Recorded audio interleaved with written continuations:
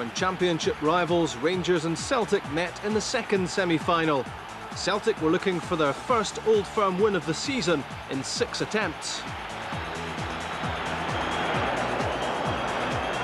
Laudrup's pass finds Robertson. Chance for McCoist!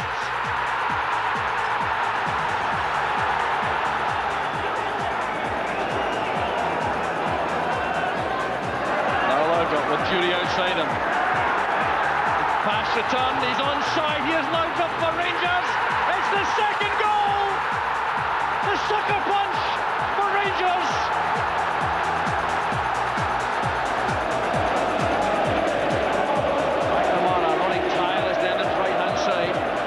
Good ball in this, but Hayduk! Celtic are back in the match! But Celtic couldn't get the equaliser, and Rangers manager Walter Smith and his team kept themselves on course for the double. So that's how they made it along the road to Hampden. Hearts and Rangers meeting here in the Tennent Scottish Cup final. And the news we're hearing now, Eamon, is that your old friend, the man who scored that opening goal against Celtic, Alan McCoist, not even on the bench now. Ian Durrant's there instead. Well, the ironic thing is, Dougie, that in order to make himself fit for today, he had to have a fitness test this morning at Ibrox, as he is saying. Now, when you have a fitness test in the morning with a calf injury, what's happened is he's got a reaction to that, and as he's come out there to do his warm-up this afternoon, he's obviously hurt it. It's one of those situations where you could actually have left him this morning and taken a chance on him this afternoon, but no, they decided to go for a fitness test, and he's obviously had a bad reaction to it, so he's out. Yeah, and that for Ali himself must be absolutely shattering, really, because he loves those occasions. I'm sure it will be, but you know, he's been honest. You know, he's went out there, he's tried it, he's obviously felt something that's just not right. You know, being out there, seeing the occasion, it would have been all too easy for him to say, well, it's not 100%, but I'm only sitting on the bench and perhaps I'm just going to come on for the last 20 minutes and just chance it. But, you know, full marks to Ali for being totally honest, but it is a blow for Rangers not having his goal threat on the bench. So they're now going to play Laudrup and Jury up front, with Gascoigne just in behind. Would you be happy with that Rangers line-up? Is that, do you think, perhaps their strongest 11 at the current time? I think it is. It looks their strongest 11. I think both teams are going to try and play a similar formation. That's one person, one man straight up against 3 defenders. It's going to be Jury for Rangers and it's going to be Cahoon for Hearts. And Laudrup will be floating either side, trying to get into the spaces that are vacated by the fullbacks pushing on. And I think Hearts are adopting a similar attitude to the game. Gascoigne will be one of the midfield players that's trying to get forward to support the other 2 forwards. Yeah, the midfield area, as always, vitally important, Willie. How do you see that developing? I see it's been very tight. You know, really, what we've seen before the game, I thought perhaps we would see both teams adopting a real forward policy and perhaps playing 3 up front. But now what we're seeing is, you know, really one out-and-out striker up front, one playing off, and 5 men across the midfield. So it's going to be very tight in the midfield area. I do feel, though, that Rangers possibly have got the best man on the park to make the runs from the midfield forward, and that's Paul Gascoigne. I think we can actually take a look at the 2-team lineups now, because they have been confirmed. So there's how the sides will line up for this 111th Cup final, with young Gary Locke, just 20, the youngest Cup final captain ever. Dave McPherson, as I think we expected, Eamon, is in the side, because his experience will be important to Hearts. Well, it's his experience, it's his height from set pieces, which I think is really vital. And if they didn't have him in the team, they'd actually lose, you know, a lot of height to the likes of Gough and Brown. So therefore he's in, and he's played it right back previously with Rangers. It's a slightly different role, and one that, to be honest, he's not that happy with. He doesn't particularly like playing there, but it's, you know, central defence, really, he would take a jersey rather than not play. Sure. And Stevie Fulton, we haven't mentioned him so far. His career, I think, probably blighted, Willie, by Billy McNeil's description of him some years ago as the new Baggio, but he's a very useful player, and in that midfield battle you were talking about, he'll have a role to play. Yeah, he's came to Hearts and he's done particularly well at Hearts. He's the type of player that's always going to be supporting. He's always going to look for the ball. On the big occasion, you need that type of player, a player that wants it to his feet and starts taking it from the back 3 and working it up towards the front 2. So he'll be an important player. I'm sure that Jim Jeffries will be looking for him to get on the ball and really to link between the back 3 through the midfield up to the front 2. And Ian Ferguson in for Rangers, is that a surprise at all, Eamon? It was. I must admit, I didn't think he would play. I thought they would have went for Anderson up front and left Ferguson on the bench, but they went for a more solid looking midfield with Ferguson and McCall, who are 2 very, very good players. and leaving Gascoigne the one to float about, to pick up the loose ball and to go at the Hearts defence. So that's got a good look about it. I mean, it's not a bad thing. I just didn't think he would play. Well, there we are then. I think it's time for the talking almost to stop, because we're just minutes away now from kick-off time in this Tennant Scottish Cup final. I think all of us hope that it will be a better spectacle, a more entertaining game than the FA Cup final was a week ago. Let's hope so. Rangers against Hearts. Let's join our match commentary team, Billy McNeil and Jock Brown. Well, the capacity at Hampden Park may be reduced, but the magic still remains of a cup final occasion. And certainly enhanced by these Hearts supporters outside Rangers and Celtic, perhaps the most vociferous and the most enthusiastic of travelling fans. They've been here since very early on today, savouring the atmosphere for the first time in 10 years, of course. They're playing at a cup final. Well, these Rangers fans more accustomed to big occasions, but they haven't had an awful lot of success in the cup in recent times. A couple of wins in 92 and 93, a defeat in 94, a defeat in 89, but throughout the 80s struggling to become too involved. And there's the line-up in the tunnel. Walter Smith there looking tense on the right-hand side. Gary Locke with the top on. The balloons are released to add to the sense of occasion at Hampden Park.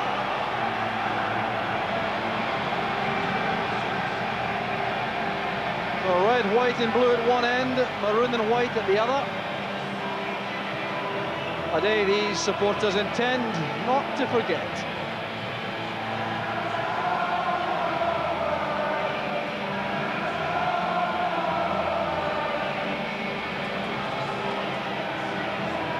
The moment the players are waiting for, their arrival on the pitch. Rangers in a new kit. Hearts still wearing sweatshirts on top of their maroon jerseys.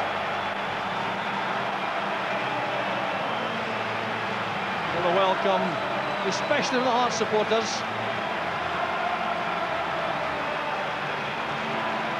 Richard Goff leading the applause for the Rangers fans to our left. Jim Jeffries played here for Hearts in 1976 against Rangers in the final, losing by 3-1.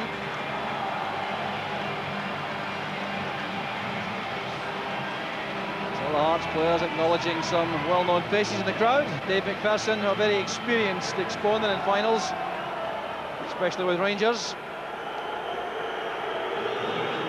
So the presentation party arrives, led by the SFA president, Bill Dickey. Donald Finlay, the vice chairman of Rangers, introducing Walter Smith to the Secretary of State for Scotland, Michael Forsyth. Richard Goff introducing the Secretary of State to the Rangers players. Paul Gascoigne has a few words to say.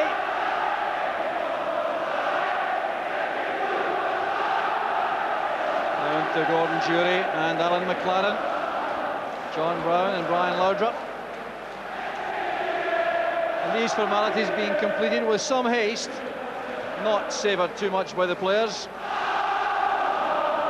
The match referee Hugh Dallas in the centre there with Bobby Orr and Jim McBurney and the fourth official Louis Thau.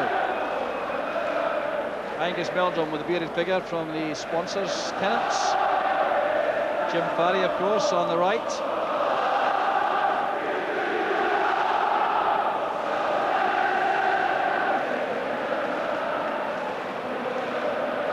The Hearts chairman Chris Robinson introduces Jim Jeffries to the Secretary of State. Indicated Jim Jeffries means to enjoy the occasion. Young players there, Alan McManus and Paul Ritchie, just 20 and 21 years old. Steve Fulton to Dave McPherson, senior member of the squad. Gary Mackay, played more than 600 times for the club. Pasquale Bruno, the Italian defender. John Cahoon, also an experienced player. The captain, Gary Locke, completes his duties in this respect.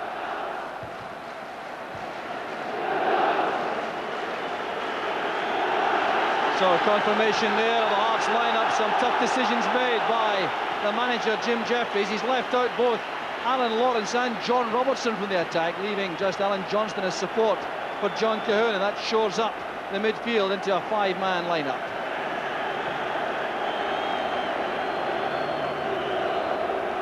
Rangers a major alteration. No Ali McCoist, and he's not replaced though by Eric Ho Anderson as most people expected.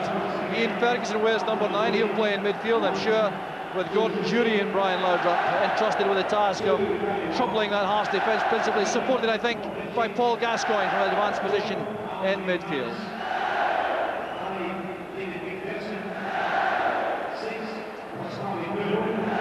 Referee Hugh Dallas there, just 38 years old. Ran the line in the 1992 Cup final. Handshakes with the fellow officials. Well, he's the only man to be on the line and in the middle in Scottish Cup finals. Hugh Dallas, major distinction, was once so young. For Richard Gough, another major occasion in Rangers colours. He's tasted victory and defeat in Cup finals. Pasquale Bruno has also been involved in Cup matches in Italy, although they're not rated anything like as important as Serie A matches. But a very important figure in the Hearts defence. Here's a man who scored 4 times against Rangers in the last 2 matches for Hearts. Scored a hat-trick at Ibrox in January and then scored a 2-0 win at Tynecastle. And the player of the year, Paul Gascoigne, who won an FA Cup winners' medal from a hospital bed effectively in 1991, playing for Tottenham Hotspur against Nottingham Forest, and he sustained that dreadful knee injury. Brian Laudrup, another big occasion to grace with his talents.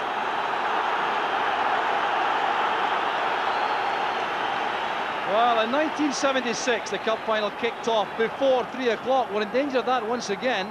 And on that occasion, Rangers scored before the clock struck 3 through Derek Johnston. So Hugh Dallas, the referee, who certainly shows some tension there in his face. It's a very big occasion for him. Well, he has a lot of experience in international football and European ties for one so young. Gilles Rousset, who has been given the credit for transforming the Hearts' fortunes this season since his arrival. 11 shutouts in 29 matches. Hugely influential figure. Well, these formalities completed so quickly that the players really have to hang about now to wait. Andy Gorham, with a record of 2 out of 2 in Cup finals for Rangers in the Scottish Cup and also in the League Cup, strangely enough. Never tasted defeat in a final for Rangers. The Rangers chairman, David Murray, looks very relaxed beside his vice chairman, Donald Finlay. Peter Donald, the Scottish Football League secretary, beside Donald Finlay.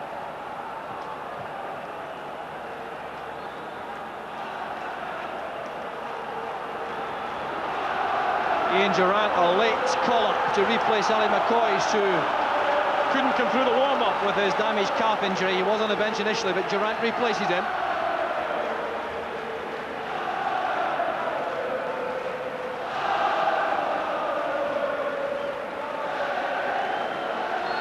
The 111th Scottish Cup final, sponsored again by Tennent's, starts with Hearts enjoying the first few touches of the ball. The pitch, I can say, in immaculate condition, and that will certainly be welcomed by both sets of players. John Brown has to keep the ball going. It came off the corner flag. First involvement here for Gascoigne. This sort of big occasion he will surely relish. McLaren, who's been protecting any injury throughout the season, will have surgery next week. Gascoigne looking to be on the ball as much as he can early on. Laudrup coming deep. The players trying desperately now to settle as quickly as they can. David Roberts does well forward. So is Gordon Jury. A great chance there to take the ball on the run, but Paul Ritchie did well closing in on him. Discussion there between Bruno and Ritchie. It was a tremendous first long ball by John Brown, but at the end of the day, good covering. But initially there was a chance there for Gordon Jury, but he just didn't fasten onto it quickly enough.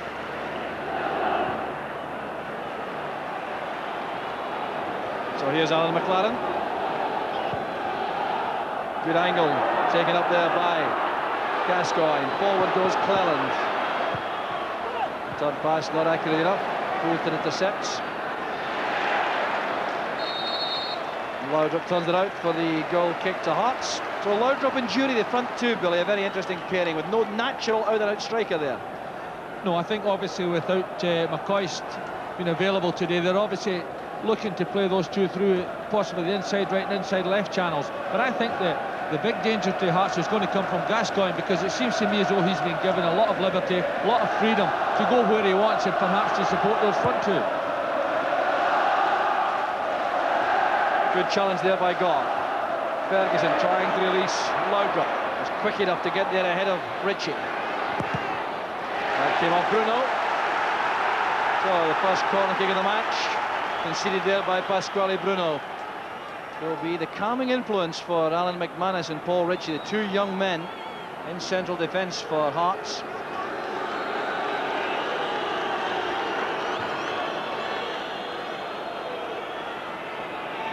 Richard Goff and Alan McLaren in the penalty box now for Rangers. Awkward one to clear there for Poynton.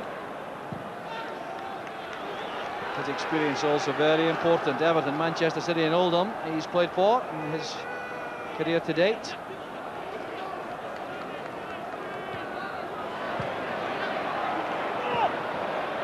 The only man left upfield by Hearts was John Cahoon. Picked up by Mackay for Cahoon. In goes Ian Ferguson. Appeals for a foul there by Hearts, waved aside by referee Dallas. And a Hearts player on the ground. That's ominous. It's Gary Locke, the captain, who's down. He looks to be in a lot of trouble. Game continues and Locke still on the ground in the centre circle. Well, I'm surprised the ball has not been put out of play yet, and referee Dallas calls the game to halt. There's no question here that Locke is in trouble.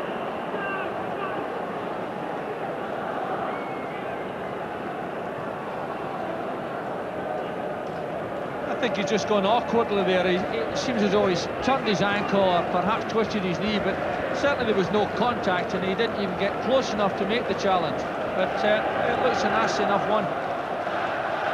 Yes, he seemed to catch his studs there on the surface and buckle under his own weight. Concern there for Jim Jeffries and Billy Brown and Paul Hegarty, the management team at Tynecastle. They won't want to lose the skipper this early, that's for sure. Alan Ray, the physio, carrying out the repair work. It's the knee that's taken the damage.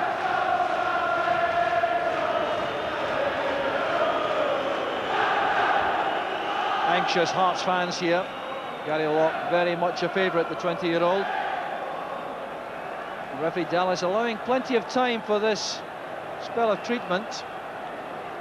Jim Jeffries calling over Steve Fulton, trying to establish the extent of the damage, I think. The match will be restarted by a dropped ball. With very anxious eyes on Gary Locke, I think, from the Hearts management in the next few minutes to see if he can continue. The call returns that to Hearts.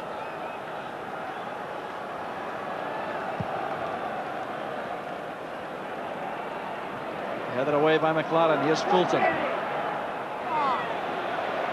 Oh, rather ambitious pass there, trying to find Alan Johnston. But we've had confirmation now of the formations. McManus and Ritchie, the markers at the back for Hearts, the young men. And Pasquale Bruno, the sweeper.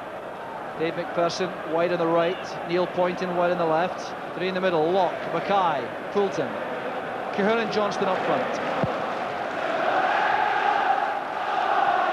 Ritchie's header. A very similar formation being adopted by Rangers. McLaren, Goff and Brown at the back. McLaren wide on the right. Robertson wide on the left. Ferguson, Gascoigne and McCall in the middle. Curie and Laudrup up front.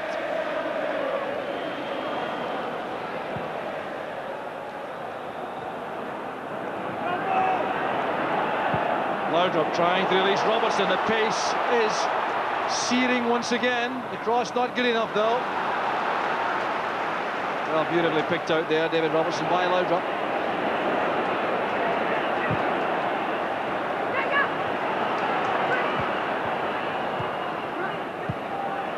And yet another problem there. Gary Locke has gone down. I think his cup final is almost over.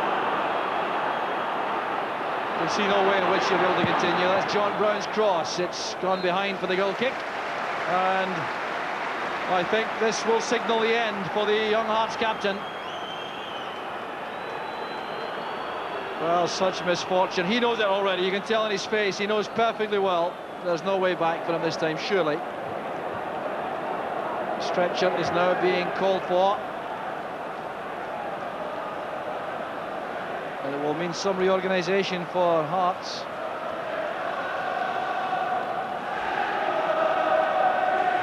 Yeah, I think that's just a follow-up to the first incident, because he's certainly gone over and twisted his knee. To me, that indicates a fairly serious situation, but certainly one that are going to prove difficult for Hearts at this stage.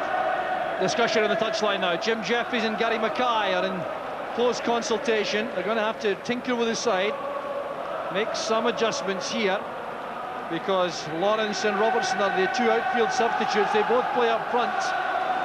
Alan Lawrence is coming on. Has cup final experience for Airdrie.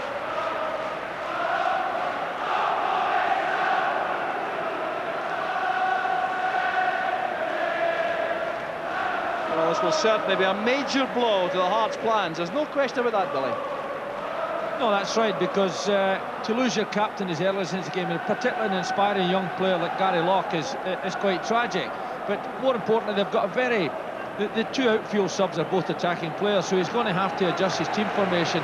And as early as this in the cup final, it's going to prove very difficult for him. And already Gary Mackay is giving instructions to Alan Johnston, who's got a key role to change. There's the damage. Again, there was nothing untoward in that. It just clearly the knee was a problem before that challenge. So Alan Lawrence comes on much earlier, I'm sure, than he expected or even hoped.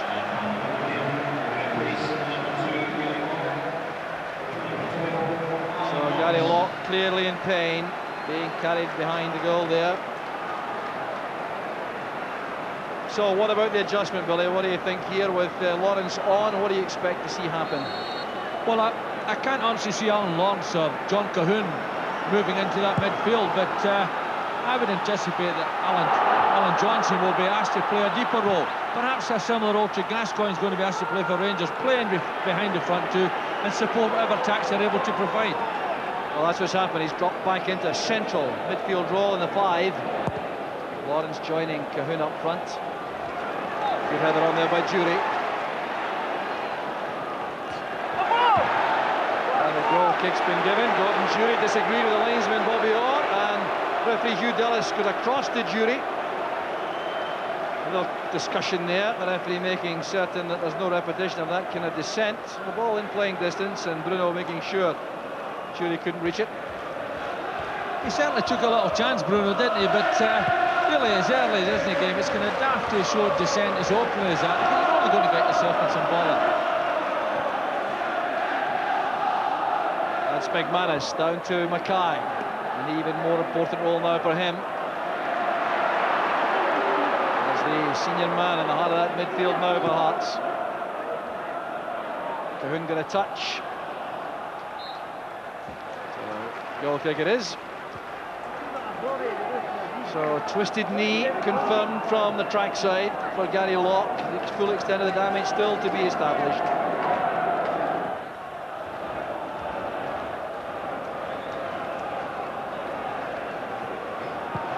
Well, it's all been a very unsettling kind of opening to the game. It hasn't really allowed either side to settle properly, the way the game has been broken up by these injury breaks. It's Gascoigne again, going very deep to get on the ball. Makes him even harder to mark. Here's Ian Ferguson. Something about risking in playing Ian Ferguson. He hasn't played, apart from the game against Kilmarnock when the league was won, he hadn't started a match since the 25th of February. So Ferguson getting a late call for this cup final. Long way off that, Billy, at this stage in the season. It is indeed, but obviously, you know, Walter Smith's been preparing his team for the last fortnight. He's had a look at what he's got, he's seen what options are available to him, and he's thought this is the best one for him. The thing that surprises me just a little bit at this stage is Gascoigne is playing so deep. He's always playing alongside his defenders, and I would have thought they would have pushed him much further up the pitch, give support to his front two, and perhaps be able to break forward and put Hearts under pressure at the back. McLaren now in possession for Rangers. Good interception made by Mackay. He read that well. Cahoon showing lots of determination, and Lawrence a lot of nimble footwork. Clear foul by Ferguson. The referee will have a war with Ian Ferguson, looking a little bit overzealous there in his challenge. It was certainly a late challenge. I don't think there's an awful lot of harm in it, but Hugh Dallas is a strict referee and he's not going to allow things to go unnoticed, and he's putting his authority on the game very early. Cahoon none the worse. Fulton's free kick looking for Dave McPherson, marked by his former teammate Richard Gall. No way past McCall for Johnston, or for McPherson. Laudrup was caught there by Johnston, and then by McManus, just for good measure. Well, the youngsters in this Hearts lineup making an impact early on.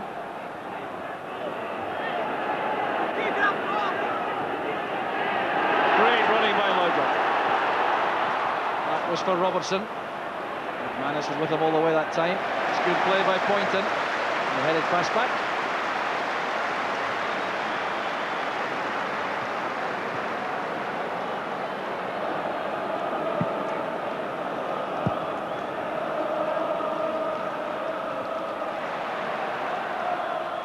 Good header down by Goff to Brown. Too many a battle for Rangers together, these two. Interception is made by McManus. This is Mackay. Foul by Laudrup.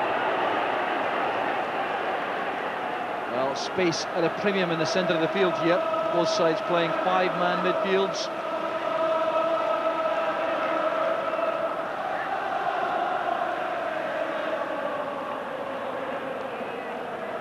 McManus then sending it along.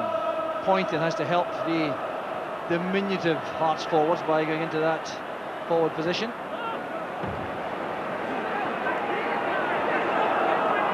Cahoon turned it out. Rangers of the throw. A little bit of involvement here for Andy Gorham.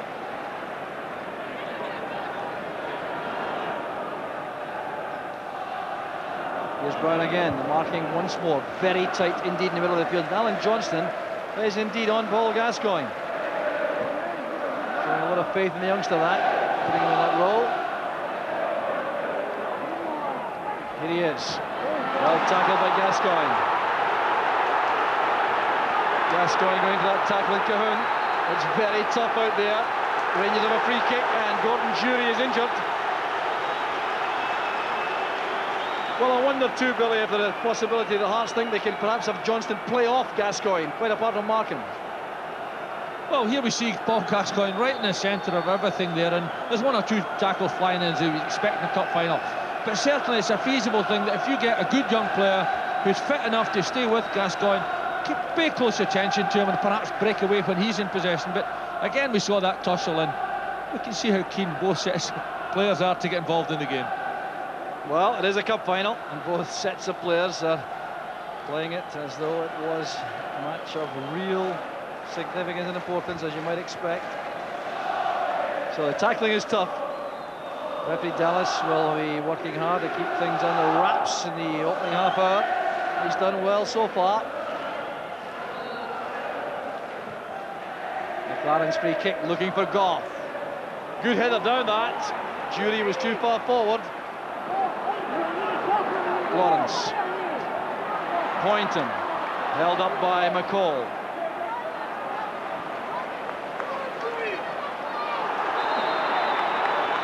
Well, heavy tackling again, this time by John Brown on Lawrence.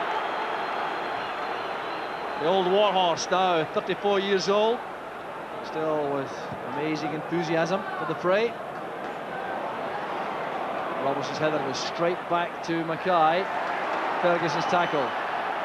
Offside against Jury. Linesman there, Bobby Orr from Kilbarchan. FIFA linesman. Correct decision by the linesman there, but Paul Gascoigne was annoyed at Gord Jury for venturing into the offside position because he was breaking very quickly from midfield.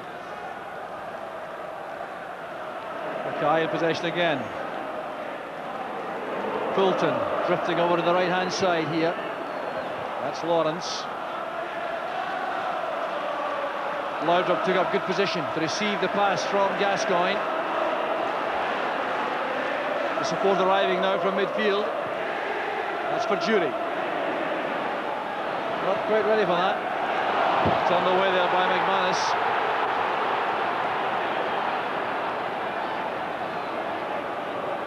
Here's David Robertson. Ferguson! Good effort by Ferguson. Very well saved by Rousset. Superb little ball over the top of the defenders there from Robertson, and Ferguson doesn't quite get a hold of it, but nevertheless it's an indication of the threat that possessed breaking from midfield like that.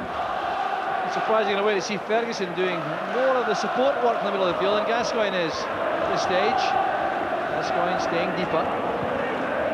Offside on the far side against Lawrence. Alan Lawrence, 33 years old. Meadowbank, Dundee and Airdrie before Hearts.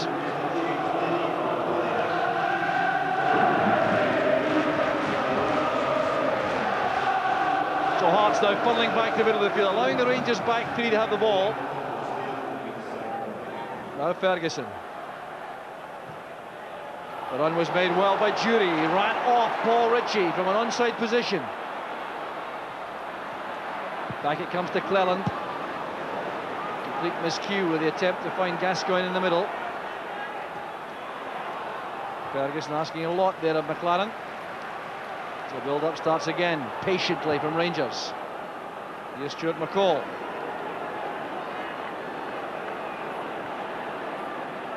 Laudrup now on the right-hand side. Very hard to pick up for Hearts. Bruno quickly in on the ball, the head of McCall. This is Gascoigne. A buzz of anticipation around the stadium from Rangers supporters. Well held up by Mackay. David Robertson's header was a good one. Well, he's been encouraged to get forward there, really an outside left, David Robertson. He's certainly prepared to break forward in this game, and I think that's part of Rangers' plan. Not all that far off the attack, good connection with the ball, but not all that far from making a real test for the goalkeeper. Goff in trouble there, he mistimed that challenge on Cahoon, committed the foul, which gives possession back to Hearts.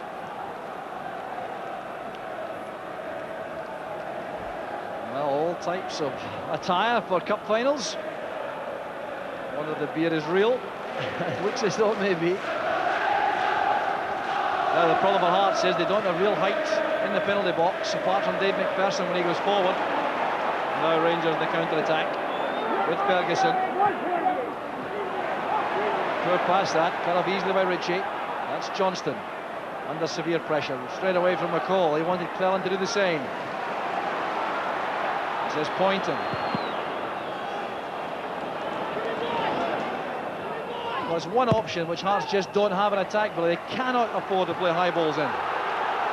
No, that's right, and obviously looking at Gascoigne, Paul Gascoigne's playing so very deep, but what we're seeing from Rangers is both Robertson and Cleland on the other side are prepared to break forward. Laudrup's dropping off a little bit, making those passes inside Dave McPherson for Robertson to use that pace, and it's causing Hearts an awful lot of problems just at this particular match. Johnston getting no peace at all from Stuart McCall, but Hearts have the throw. Stuart McCall wanted to debate that with the referee. There's Poynton's long throw. McPherson's there already. Goff wins it. Fulton. Clear foul there by Ferguson. He'll have to be careful. In fact, it's a yellow card. And the outburst in response will not help his cause. First booking of the match. 20 minutes gone. Ian Ferguson for persistent infringement of the rules, I think this will be. At the early stage of the match, they have a yellow card too, Billy. Well, I just wonder if Hugh Dallas would prepare to let the challenge go. And he's certainly in there late, he certainly brings Fulton down, but I honestly think it's his response immediately after it, perhaps he's got his name into the book. And really, Hugh Dallas is going to impress his personality on the game, and players better be aware of it. There's Gary Mackay, closed down so well by McCall. Once again, Goff not quite to the ball in the air. Rangers try to break with Laudrup.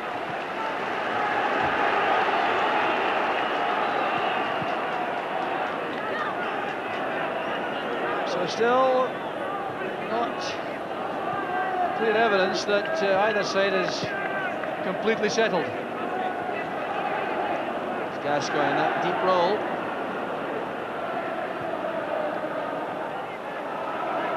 Hearts quite content to allow the Rangers back three to have the ball. Look at that, no pressure on the back three. Wait until it comes into the Hearts half before they start pressing forward to make challenges. That's McPherson's clearance. Good strong challenge again by McCall, winning what really looked to be a 40-60 ball. Laudrup away from Ritchie. John Brown was in the box for that. Well, Rangers sending the central defenders forward, supporting the attack. Good change of pace by McCall. Good space for himself. The offside flag up against Alec Cleland. Now it's gone down, but Hearts have a free kick anyway for that challenge by McLaren on Cahoon.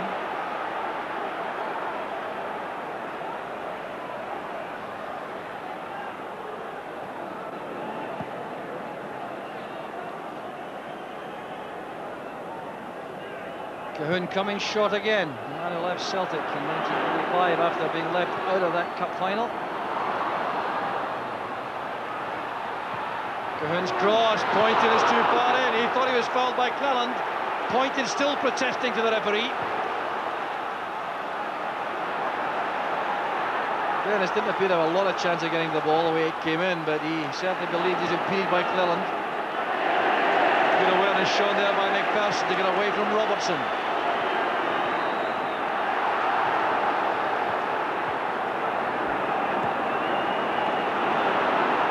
Gascoigne, well tackled by Mackay. This is Lawrence. The good effort by Lawrence. Turned over by Andy Gorham. It's a corner kick to Hearts. Well, they're here to make a game of it, all right. No question about that. Well, Alan Lawrence has got one thing in his mind. He's going to try and test the goalkeeper. It's a good shot and very comfortably dealt with by Andy Gorham. But nevertheless, it'll give Hearts just that little bit of heart.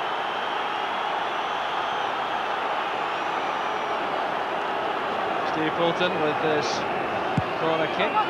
Cahoon coming short. That was great play by Hearts. Very inventive corner kick. Rangers defence equal to the task in the end though, but well, Hearts clearly had that penetrating ground. Alec Cleland has escaped that appeal for a penalty from Neil Poynton a moment ago.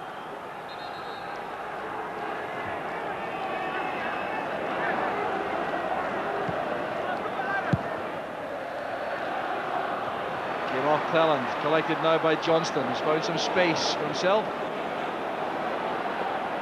Oh, delightful little step over to go past Cleland. Headed away by Brown. That was a good cross, had there been a big centre forward in there. Bad tackle by Cleland. Completely beaten by Johnston. That was really good, skillful footwork, this from Johnston. Oh, that's right. Good footwork by Alan Johnston. But certainly Alec Cleland could have no cause for complaints here because it was a very rash challenge. Not a lot of danger out there. He could have afforded to slow down, jockey his man, but no, he dived straight in, and I think his name titledly went in the book. Completely, I think it was his first foul. It's cut noise with the referee, and here's Poynton now with a free kick. Well, not too many targets in there. Both the young men from the back came up, McManus and Ritchie, to join Dave McPherson, but Poynton couldn't pick out any of them. Rangers captain Richard Goff realises, if he had any doubts beforehand, that this is going to be a very tough final. Constantly talking to his teammates. And down the track below us, there's some treatment being administered to Paul Gascoigne. Or perhaps it was a repair to a boot. I think that was the trouble. That was a matter of his footwear, not any injury. A rare error by Gascoigne.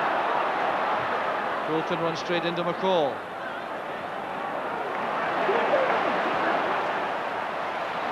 Lawrence inside for Poynton, is well forward again, looking for support, gets it from Fulton. Fulton was fouled by McCall. This is a very good spell for Hearts. We're still inside the opening half hour of the Tennant Scottish Cup final. There are no goals on the board as yet, but the Hearts manager Jim Jeffries has every cause to believe his side has a real chance here.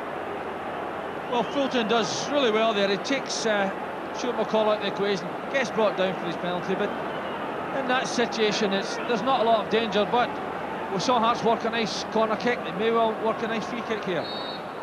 Mackay's in charge again. Cahoon's header. Well, now Cahoon had space inside the penalty box. That will be of some concern, I'm sure, to the Rangers management. They've obviously worked on the fact they don't have a lot of height in that penalty area, but threw that ball in nicely. The defenders can't quite get to it. A little less of a touch, it might have been dangerous for Andy Gorham.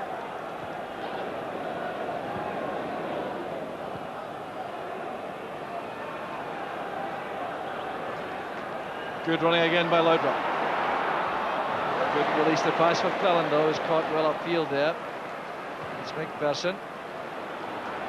Rousset in a hurry to get that away before Jury closed him down.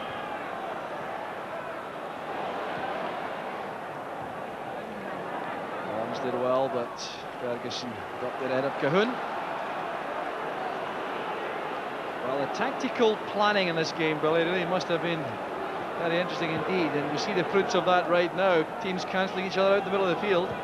Well, that's happened, but Paul Gascoigne started to be a bit more adventurous, started to push forward that little bit, but certainly Alan Johnson's been detailed to mark him. That'll be a very interesting contest. Poulton now to Poynton.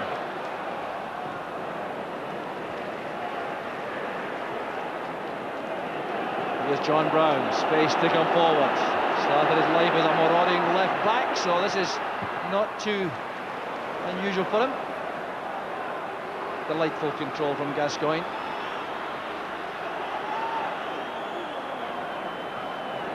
Once again, Hearts doing very well, and then marking chores in the middle of the field. Goff's frustration was clear there. He had no Rangers player in space to release the ball to. McCall's trying to change that now. Means even more energy required to make the runs, find the space. Gascoigne. Now Ferguson. Cleland makes the run, but that's too far ahead of him. Shows how difficult it is to play telling passes. Such is the quality of the marking at this stage in the game.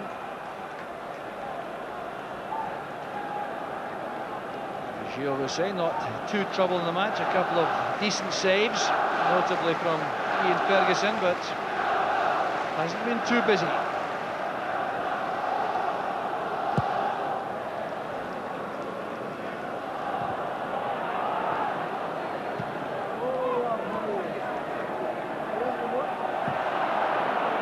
An accidental collision, says the referee, between Poulton and Ferguson. A wild tackle there. Decision goes Rangers' way. It did appear as though McLaren was a culprit. Well, I think in actual fact both players left the ball, so I think that would have been a toss-up as to which way it should have gone. Yeah, certainly Poulton is a bit dangerous there, and that attempt by Jury almost effective for Rangers after the good work on the flank by Robertson. Johnston, well tackled by McLaren. That's for Lawrence to chase. Across goes Richard Goff. A full stretch there to beat Lawrence to the ball. Poynton knew had the throw. Richard Goff does well here because he's got the advancing pace from Lawrence there, but times his challenge well. Johnston fouled by McLaren, the former Hearts player. His name is a Hearts player for his transfer at the end of 1994 to Rangers. Past the half-hour mark now. The Tennant Scottish Cup final wide open.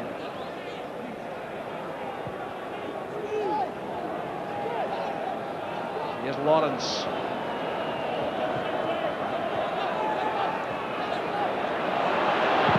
Given the time to come into a shooting position there. McCall realised that at the last minute. Ritchie with Jury. Determined challenge by the young man. Here's McCall. Robertson free on the left. Laudrup. Manis goes to put him under pressure. By Gascoigne. Always generates a reaction from the fans on both sides.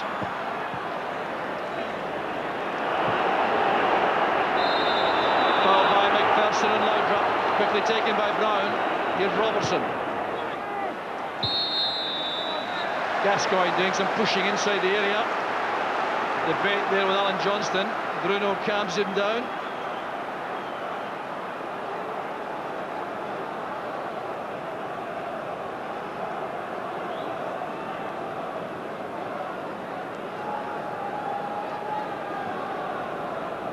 A little bit of respite here for the players. The ball is returned to Gilles Rousset. But I think Hearts, Billy, must have been dreading the possibility of losing an early goal. They've come through that phase and now look to be better and better. Well, they certainly seem to be enjoying the contest now, and you know, when you consider they've lost their skipper early in the game, but one point of danger to them just at the minute for me is the fact that Roberts is prepared to break forward. His pace is causing them problems down that side, but you know, Rangers still don't look as though they've got a natural centre forward, and that is always going to be a problem. And even if you get balls in from the wide position, you need someone in the middle there to convert them. Lawrence putting Goff under pressure.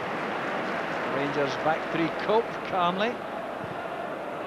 Careless pass though from McLaren. Foul against Ferguson. This challenge on Lawrence. He has to be careful, he's been booked already.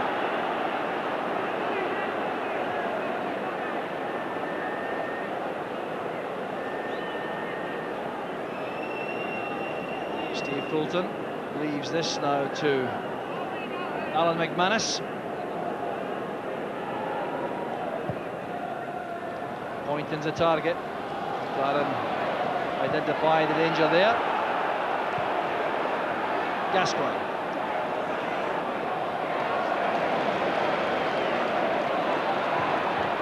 An ambitious pass that up the line. They knew the worst that would happen would be the throw. Walter Smith remained in the director's box. Still not tempted to come down to change anything.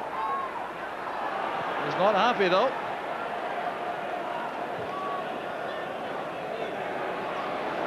Ferguson now to Robertson. McCall very deep.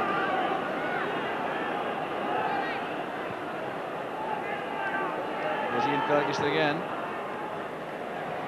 misunderstanding there. And John Brown thought that McPherson was going to collect that easily. That's well won by Brown. Looking for Jury, he was taken out of the play by Mackay after the ball had gone.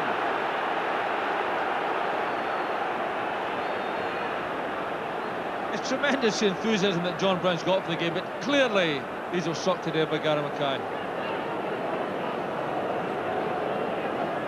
Gascoigne again over the set piece. Richard Goff makes a run inside the area. He's the target. Rousset's punch. Here's Laudrup. Complete miscue, but now McCall closed down well by Fulton. Laudrup. Well tackled again by Fulton. Ferguson to Robertson. Oh, that's good play by Lawrence. The counter-attack now on for Hearts. That's Johnston looking for Cahoon. A little bit of a hurry that with the pass, and that has made it easier for McLaren. That's great control again from Gascoigne.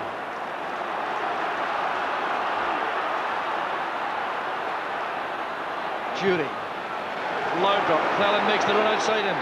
Good play from Rangers. Well, the pass from Brian Laudrup, surprisingly enough, not judged properly. So respite there for the Hearts defence. Good, but Rushy does well here to get the punch, but it falls to Laudrup, and really he should be doing better. He really mishits that shot there again. But good defending from Hearts here. They get out quickly to Stuart McCall and deny him any chance of a strikeout goal. Golf's header returned there by Poynton to Lawrence. There's McLaren. Jury's very quick. Ahead of Ritchie. Laudrup. Well tackled by Bruno. Still the pressure on the Hearts defence. Well, Jury, I'm sure, was trying to play that low across his face of the 6-yard box. apologises to his teammates in the middle.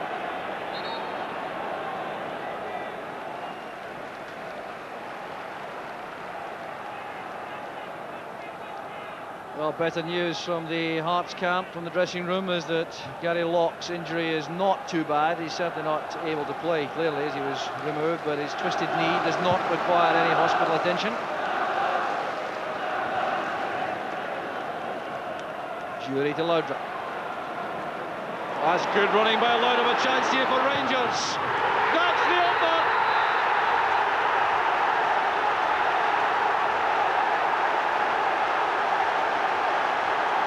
Hearts were ripped asunder, and Laudrup's finish was deadly. It's only his 5th of the season. A tremendous finish by Laudrup, but what a goal. This is a contender for the goal of any season. Lovely instinctive play, but here he keeps his head, knows where the goalkeeper is, and just knocks it past him into the corner of the net. No chance for the goalkeeper.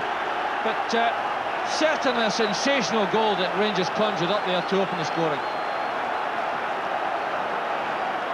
Well, after competing so well for so long, Hearts have gone behind.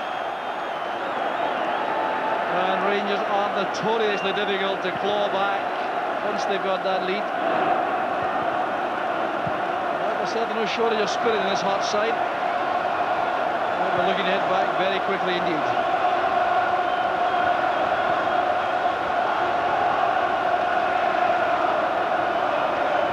Expert finishing there from Laudrup. One-on-one with the goalkeeper. Even the massive frame of Gilles Rousset unable to cope with that effort. And now, with just about 6.5 minutes left in the first half, plus some stoppage time, we're in a crucial phase in the game, because Hearts really have to hang on here at least to half-time. A second for Rangers now would be very difficult to combat. An offside against Gascoigne. Great credit here due to Gordon Jury for the quality of the pass. He knew exactly where Laudrup was. He was quick enough to get in behind Bruno. Super goal. It was a tremendous goal, because if you remember, Laudrup was involved in an initial pass into Jury, and he then made the run in behind the Hearts defence, and when the pass came, he was there to finish it off. Well, Walter Smith still not looking entirely happy, Rangers manager.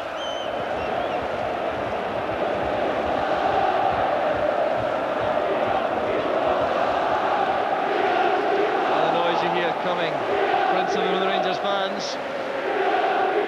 Well, it was by no means plain sailing in the opening half hour. That goal from Laudrup, though, has turned the initiative completely Rangers' way. I think Rangers' tactics were obviously not to lose anything early in the game, and I think the previous games against Hearts, they've lost something early, they then had to throw themselves against Hearts, and Hearts picked them off that little bit. And I think that was one of the reasons Gascoigne was playing so deep. He was there to take the ball and perhaps to protect his back players, but it's worked very successfully with that magnificent goal. Well, that's certainly where Hearts have profited against Rangers in the past, by sucking them in and striking on the break, in a fashion which Rangers really are past masters at. But now the complexity of the game has changed. Hearts have to do some chasing here.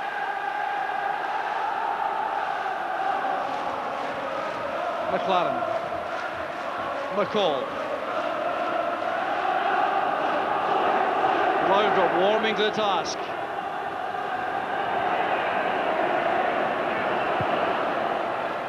Interception made by McPherson. Jury closing in. Well, it really has been a fascinating tactical battle in this first half. One of the problems, obviously, these sides know each other so well, it's difficult to be a surprise. But here's Gascoigne now, with Ferguson outside him. Gascoigne going himself. Still Gascoigne. Just about a yard too far ahead of him, that, as he turned inside.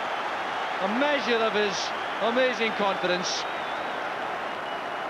He's marvellous at running out defenders, that close control of his. He just gets too much of a touch here, otherwise Hearts would have been in deep trouble.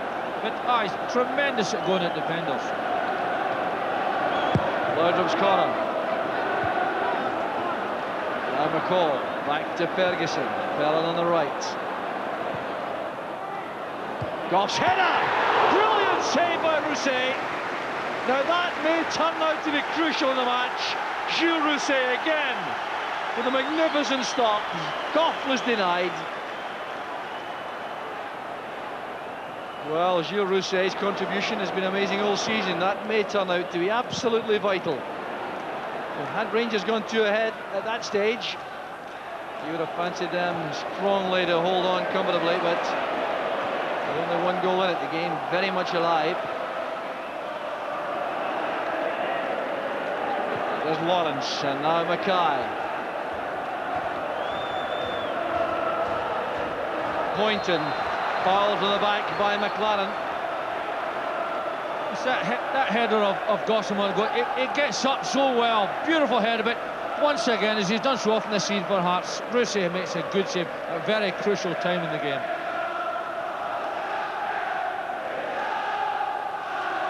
So Hearts have a chance now to put some pressure on Rangers. Steve Coulter with that sweet left foot will take this free kick. McPherson's in the box. So is Paul Ritchie. He's done well. Lawrence is there. Good effort there by Hearts. Andy Goodham looking so calm. Oh, Jim Jeffries checking his watch. This was close. Again, Hearts have worked very well at the free kick situation. The dead ball setting have been very good. They almost got themselves back into equality there. Now Gascoigne. Laudrup. McClellan hugging his right touchline. McLaren is his support. Jury. Laudrup. Jury looking at McClellan, expecting him to make a run, I think. This is Cahoon. McLaren brings it clear as Cahoon and Gascoigne clash. Here's Robertson. Bruno at the second attempt gets the ball away. Well, going into the final minute of the 45 in the first half, but there will be a fairly lengthy spell added because of the injury to the Hearts captain Gary Locke.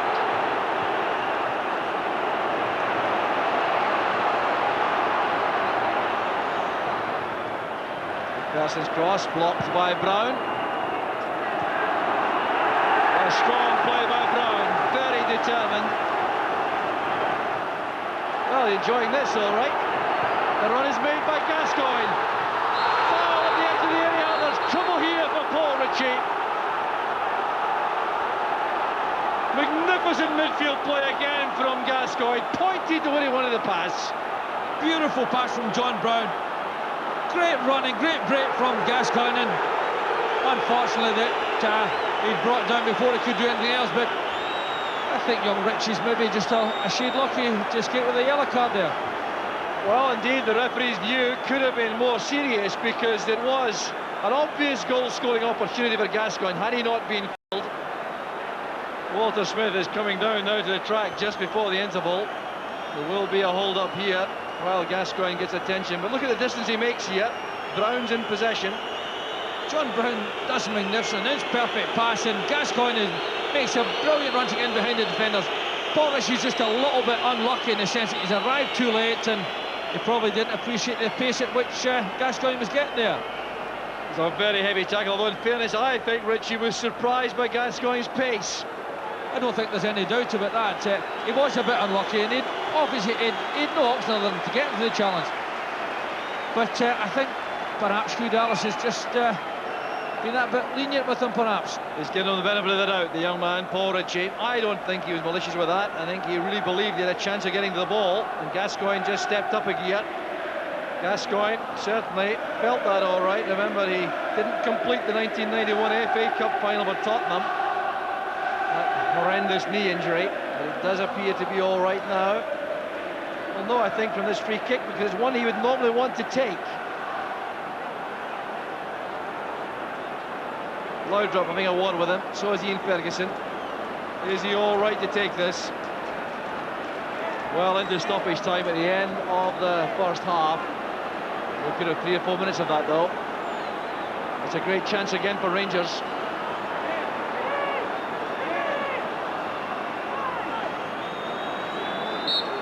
Here's Gascoigne.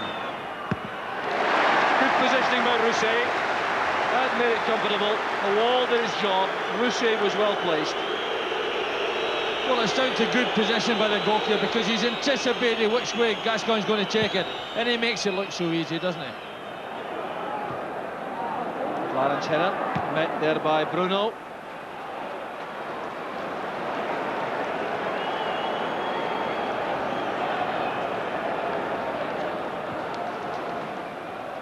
Well, an eventful first half, Billy. Rangers good value? I think they is it just surely because of the brilliance of the goal, but you know it was strange because Well, here's Jury the chance for the second. It could well be now. His touch lets him down. What an opportunity that was, created by dreadful defending and determined work by Jury. it really is bad defending. The two central defenders get themselves all in the mix-up. Gordon Jury does everything right and loses his touch just at the last second. And it was the last attempt on goal of an eventful first half. Hearts competed so well for so long, but then Brian Laudrup with that amazing goal in 37 minutes took the pass from Jury to beat Gilles Rousset and give Rangers a vital lead. Walter Smith looks on here to see the players coming off. I think he's very concerned about Paul Gascoigne, who's not looking too happy here. It was a very heavy tackle and he's struggling. He's shaking his head towards Walter Smith. But at half-time, it's Hearts 0, Rangers 1.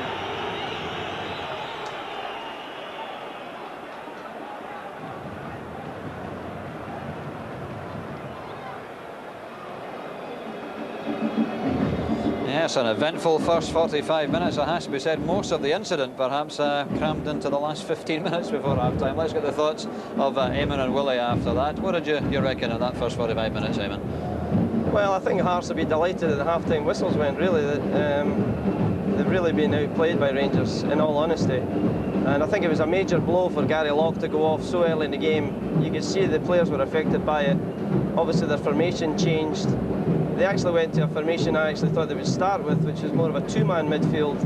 And they really ended up with Alan Johnston playing against Paul Gascoigne, which I thought suited Rangers more than it suited Hearts. And it took them a long while. I think it was 25 minutes until Hearts had their first shot at goal through Alan Lawrence. So Rangers, you could almost see a goal coming. It did come. They've had other chances. Jury's had a great chance in the first minute and the last minute.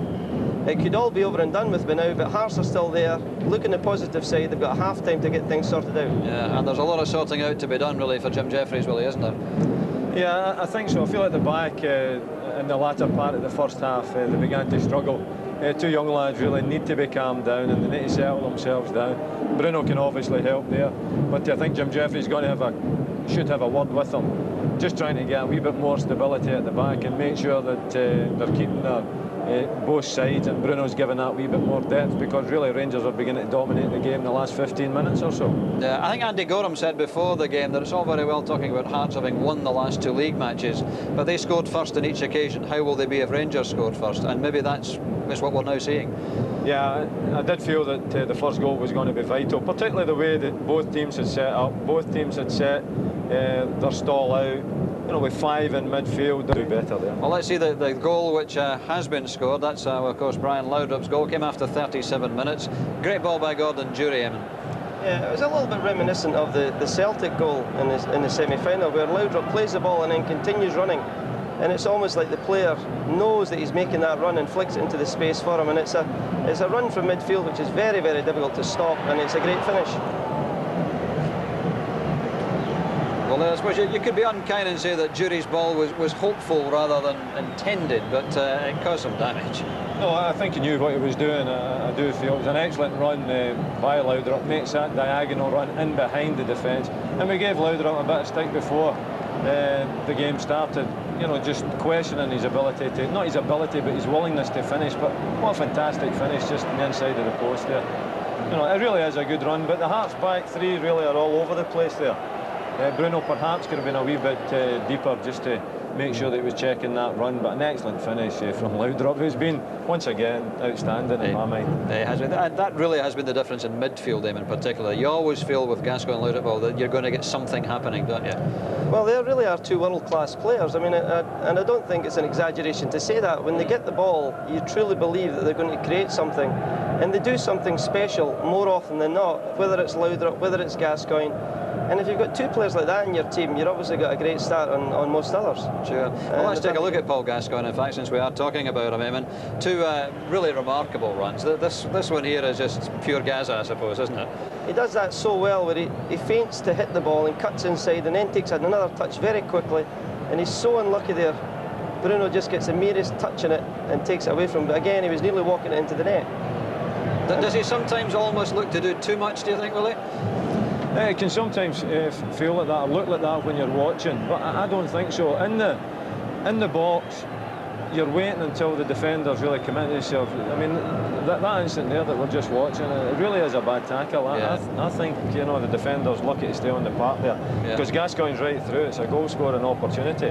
He just takes a touch in front of the young defender. Perhaps it's a wee bit inexperience in terms of timing his tackle, but you know, in saying that, the rules do say that if you're in a goal-scoring position and you bring the player down, then the referee's got to take stiff action. It was a great run by John Brown, in fact, to tee up the chance for the Gascoigne run in. But I think we all said in here that has to be a red card. And seeing it again, I don't think we're changing our mind, really, are we? I mean, John Brown started the run, and again, it's because Alan Johnson, who is a very, very gifted player, but his defending isn't his strong suit. Sure. This is where the point I was trying to make about Gascoigne against Alan Johnson. I don't think that's an advantage to Hearts. I'd rather see Gascoigne against, say, Gary Mackay, who would match that type of run, at least try to. And Gascoigne just burst forward, and to me he was waiting for the defender to come in. He saw him coming at the corner of his eye, touched it past him, and I think Paul Rich is very, very lucky to be on the park.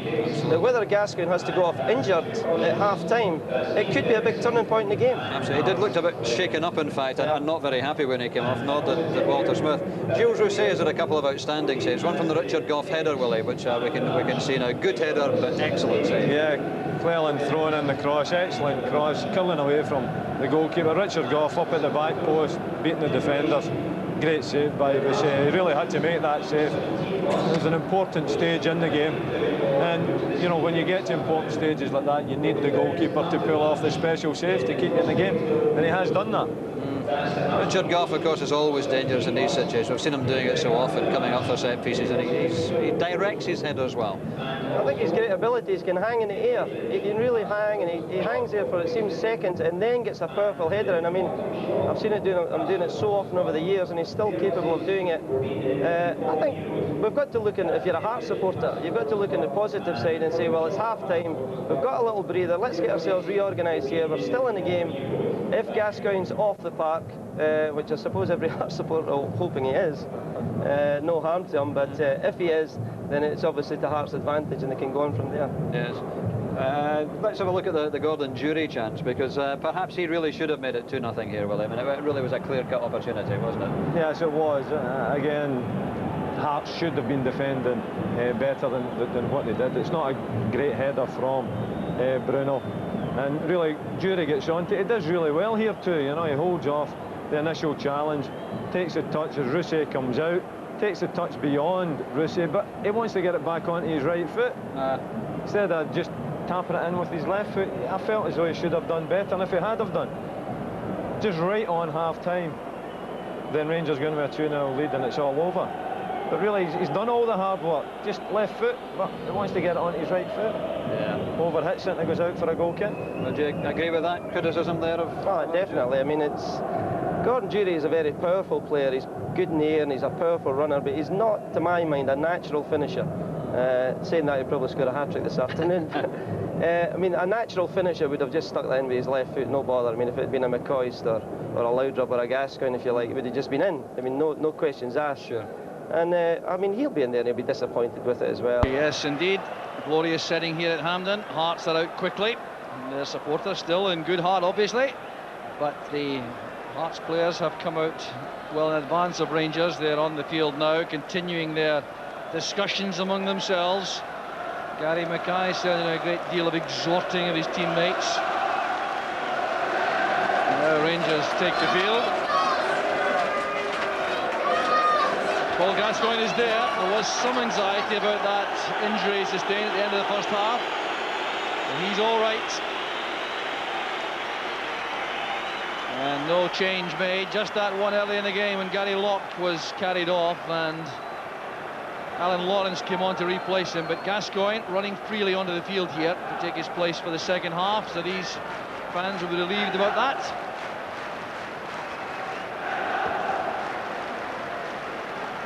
So the referee is now awaited.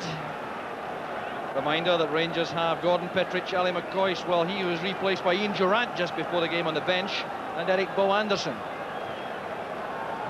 And still John Robertson and young Miles Hogarth will turn the tide in this match. Not looking too happy. Billy Brown, his trusty lieutenant there beside him.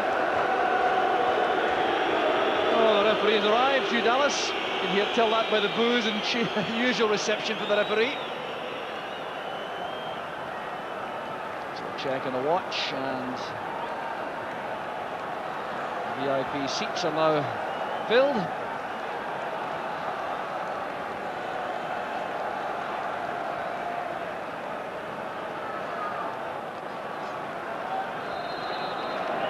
The second half of the 10th Scottish Cup final starts with the Rangers in possession, and they'll be looking to continue where they left off in a very impressive late first half performance.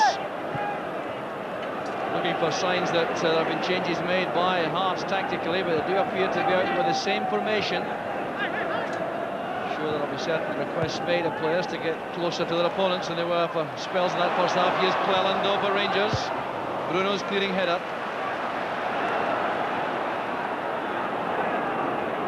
Laudrup against Bruno. Against McManus rather, but it's back with Gascoigne. This is McCall. Offside surely against Robertson, no. Well, no offside flag until the last minute, but Jim McBurney over there eventually raised his flag. The referees acknowledged that and told Jules Rousset to continue. Well, very late flag, and David Robertson looked to be yards offside. Here's Gary Locke being helped down to the dugout to watch the second half.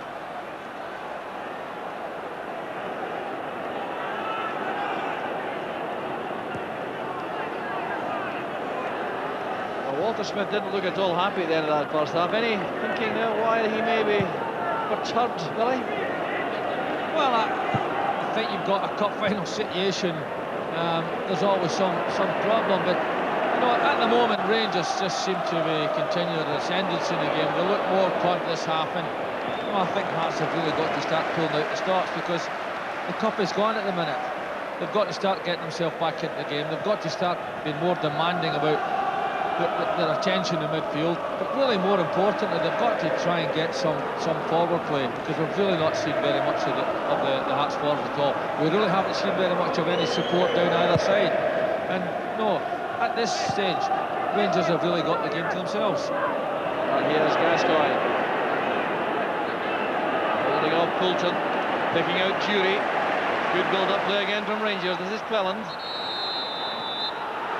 Free kick given there for a bit of pushing off the ball, I think.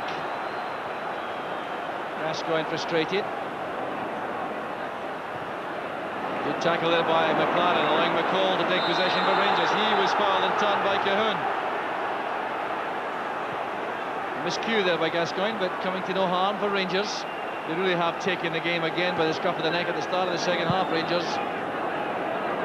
Hearts determined, I've no doubt, to get the skillful players on the ball. Johnston and Poulton especially, the creative men in the middle of the field. They've been very quiet indeed. This is Robertson. Foul by McPherson. Walter Smith on the track, not looking too happy yet. Back with Gascoigne, the chance to run at the defence. Bruno comes to meet him. Now Laudrup. That's for Gascoigne, he was onside. Delivery wasn't quite good enough. No flag that time.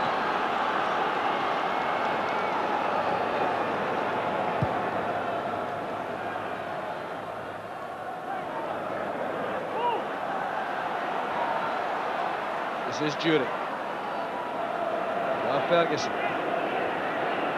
Forced to go back to McLaren. Jury's pass, off goes Laudrup on the run again, followed by McManus. A severe test for young McManus this, looking after Laudrup. And a bloomer by Rousset. Who would believe it? It's a second for Laudrup. Rangers 2 ahead. Well, a sense of stunned amazement around the stadium about this. Oh, you certainly wouldn't believe that from a goalkeeper of Rousset's quality. Initially, it's tremendous play by Laudrup out in that position. He torments the Hearts defence, turns them a couple of times, and then puts it really a disappointing ball into the middle. But lo and behold, you would never believe that you would see Rousset do something like that. And really, for me, the cup is well beyond Hearts now. The Frenchman looks on, head and hands. The hero for so much of the season for Hearts. It really was a poor ball by Laudrup, and yet it's given Rangers a second goal and a 2-0 lead. Well, what a blow to Hearts that is. A poor ball, should have been very easy for the keeper. No one making a run in the near post, no problem at all.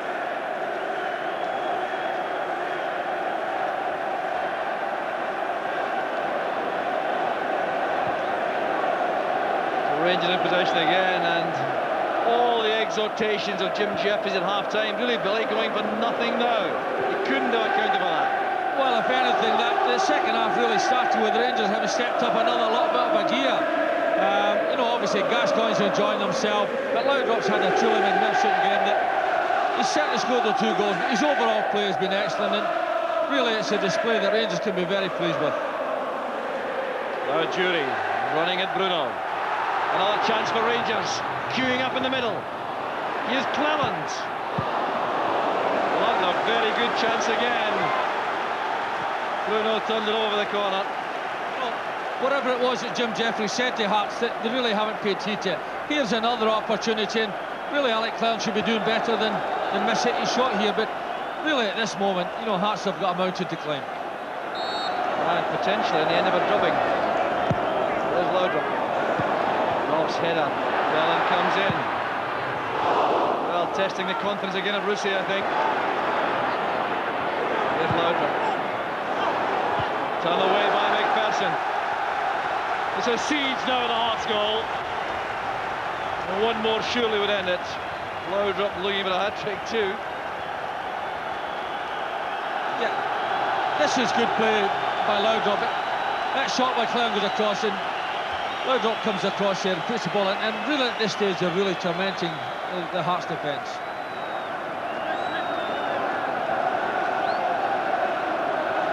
Paul Gascoigne's corner. And off the crossbar from Ian Ferguson. Well, you now fear for Hearts with every Rangers attack. It's just a typical ball into the middle there, and a good enough header. Look at the space that he's got there. If he had missed it, Goff was right behind him to have an attacking header. And really, Hearts have really got to pull themselves together. The experienced players have got to work very hard to keep the youngsters in tight. Not one Hearts defender was off the ground there for that corner kick. All the Rangers fans now enjoying the carnival atmosphere. Ali McCoy looks on, missing out on another cup final.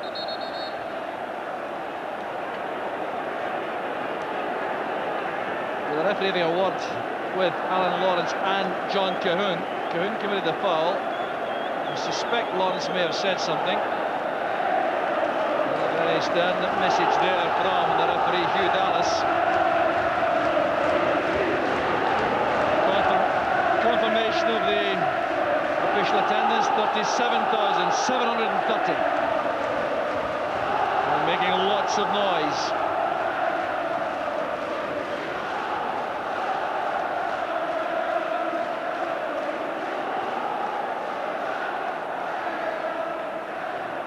Brown playing into space, use the pace there of Jury. Jury against Ritchie. Goal kick's been given. Very stern test for these two youngsters, McManus and Ritchie, at the back for Hearts now. So it's the last time we'll see the old South Stand at Hampden, such a familiar landmark in Glasgow, set to come down to complete the refurbishment of the stadium. Poynton's header, off wins it. That's Lawrence, Cahoon inside. Brown's clearance. Laudrup skipping away from McManus. Here's Jury to his left. They may go it alone here. Now it's Jury. Faced by Bruno. Well, Jury goes down. He appeared to be caught by Bruno. Jury certainly thought so. Referee Dallas couldn't have been better positioned, and he's ruled that out. Well, a break, I think, for Hearts.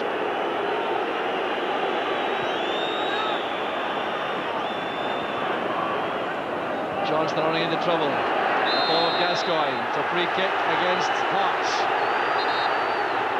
You know, God Jury goes at the defender here, makes good ground. I think it was accidental, to be quite frank with you. Well, the law's changed. Intention's not required anymore as of last summer. I think Bruno was lucky.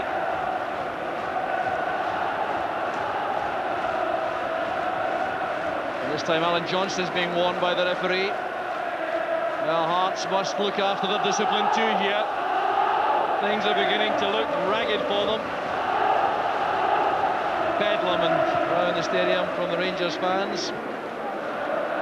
Looks like the double, unless Hearts can drag something from their reserves of courage and determination to turn this around.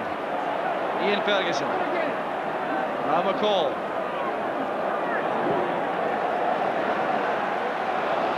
Gascoigne's pass releases Laudrup. Oh, that's great play by Laudrup. No one in position to collect there.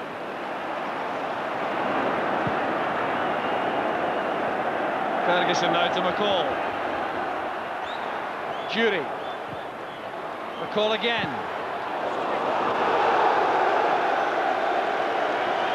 Well, some faint appeals there for a pass back, but that would have been very unfair, I think, in a Hearts defender. The referee's view too, more importantly. The wrestling match goes on, and Goff is penalised for his attentions on Cahoon. Must be very awkward with such a height advantage. Challenge fairly. John Robertson will be introduced. Here's Johnston. And now Mackay. Strong play again by Gary Mackay, but the Rangers defence equal to the task. Andy Gordon takes over.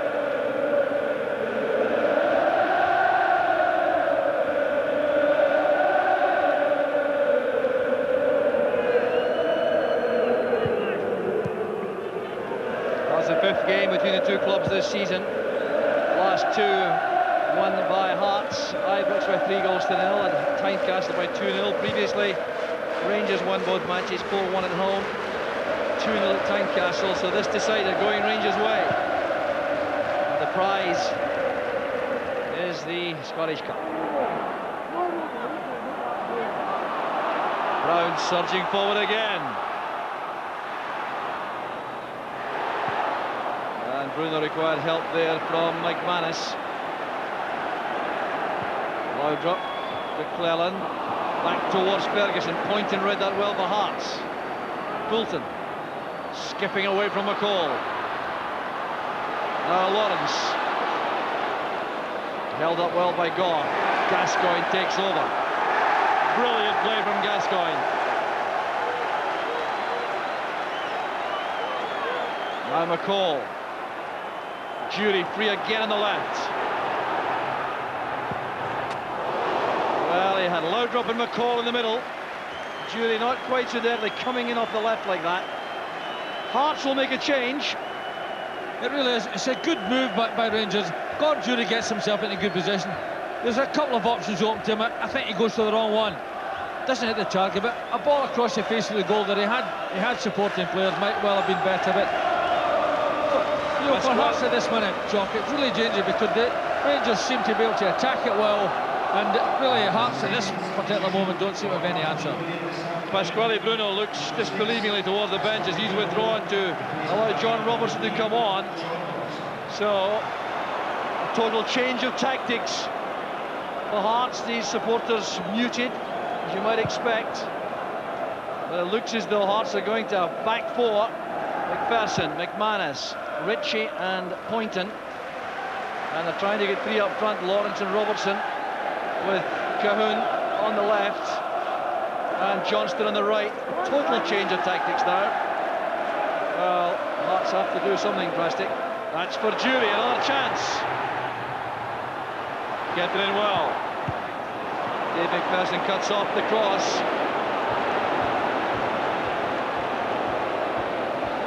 So here's Johnston. Cahoon now in the outside left position. Looks like a 4-4-2 in fact, with Johnston, Mackay, Fulton and Cahoon across the middle. Robertson and Lawrence up front.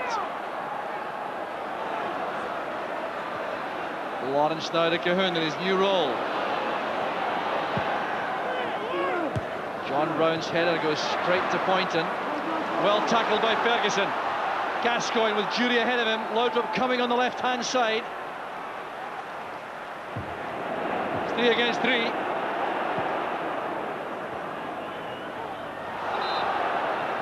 Laudrup was fouled there. Free kick's been given to Rangers. The advantage could have been applied. Alan McManus was the culprit. That allows Hearts to get men back. But evidence also, some of these Hearts players struggling with stamina. They had to work so hard to stay in the game, but you can see evidence there that they were very slow in coming back there to support the defence. Laudrup waits for Goff to arrive, and Jury has the attempt on goal. So Walter Smith and Archie Knox have a discussion. It's a very adventurous formation that Hearts now have got. Obviously they've got to try and get themselves back into the game. They've got to score a goal.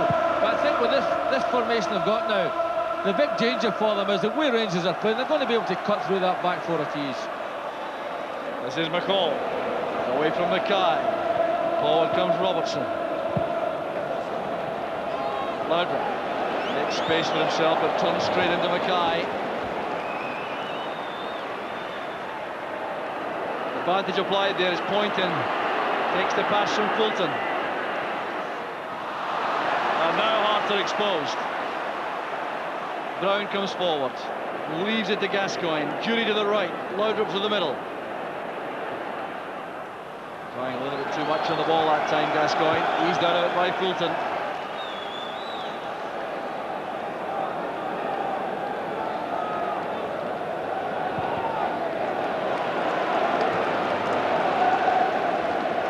Well, there had to be something drastic attempted by Hearts to get back in this match. Inside the closing third of the game, inside the final half hour. Gascoigne showing no ill effects on that tackle from Ritchie just on half-time. Offside against Robertson.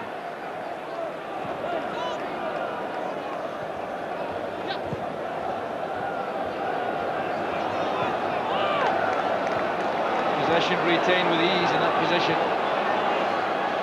Mackay trying to do something about it. He's not content to watch Rangers dominate in that fashion without doing something about it. Well, Gareth Mackay just showing his frustration just a little bit there. I don't think there's an awful lot in the after challenge, but well, I just think frustrations are building up in the Hearts players. They've got to watch their discipline at this stage. Well, the referee has a word with both players. Very experienced players, both. Mackay, in fairness, I mean, you can't really stand back and watch as people struggle about like that without doing something about it, making some tackles and getting about them.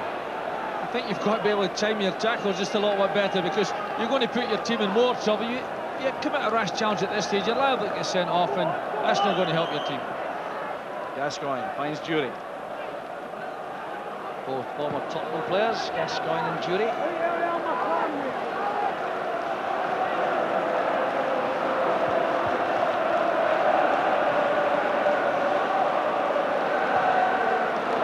Cross pass, Brown picks it up, there's Robertson ahead of him. Wants to play the pass with more certainty. McCall finds Gascoigne. Through the gap it goes for Laudrup. Rousset alive to that, just as well for Hearts. Here's Ian Ferguson. McClelland. Good tackle made there by Ritchie. Poynton towards Robertson.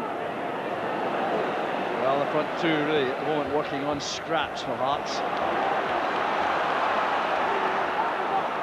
Alan Johnston finding a bit of space in the flank here. That's great, skillful play by young Johnston. The pass reaches John Robertson. Well, I think he expected Dave McPherson. Oh, Goff thought the ball had gone out for a goal kick. So did Robertson. David Robertson, that is. John Robertson was battling hard for it. Here's Alan Johnston. Offside against Lawrence. The referees acknowledge that now, and Rangers have a free kick.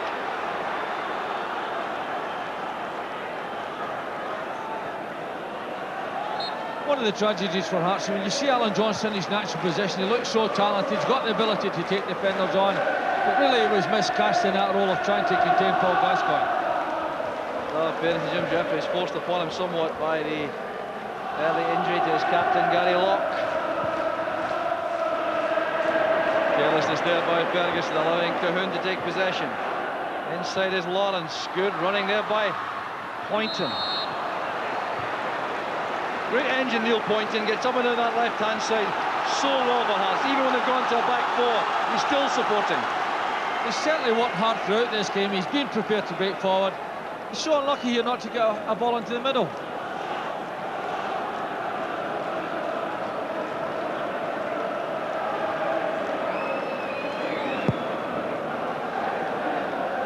Hearts 11 final. 5 victories so far. Not since 1956 when they beat Celtic here by 3-1. Legendary inside trio, Con, Ball and Ward in evidence. Dave Mackay. Jury's pass, here's Laudrup. McManus goes back with him. Played in early this time, but Jury!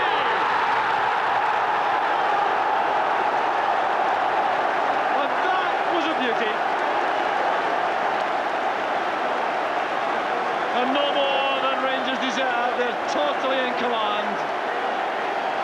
It's another magnificent goal involving Jury and Laudrup. Good pass by Jury into the wide position. But Laudrup knows exactly what to do here. Ball in the middle, across the front of defenders. Jury makes a good pace, goes across the front of his marker. Good connection, the ball's in it. Lovely ball in the middle, gives them the opportunity to cross the defender. Goalkeeper's got no chance. Well, these two young defenders, Alan McManus and Paul Ritchie, finding it so difficult. That was Ritchie beating the ball there by Jury, playing against top-class opponents in a major final. It always was going to be a major task, Billy. Well, definitely was, and you know, you hope it's not too hard a lesson on young talented players like this, but Laudrup delivered that pass to perfection. He put it in at the right pace, he put it in at the right height. Gordon Jury timed his run so well and didn't have to make a desperate connection, he didn't have to swing hard at it, but just guided it in the corner of the net.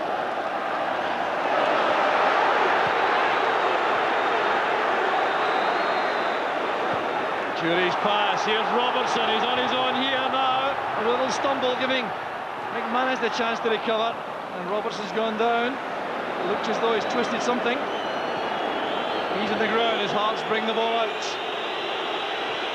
And Steve Fulton sportingly turns the ball out to allow attention for Robertson. Here's this goal again.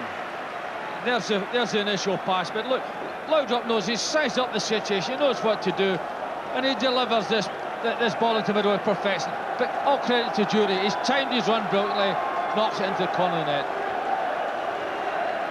This is David Robertson, and now I think this is this little knee problem that he's got. Overstretches there with the ball, tries to get up and possibly just demands too much of himself.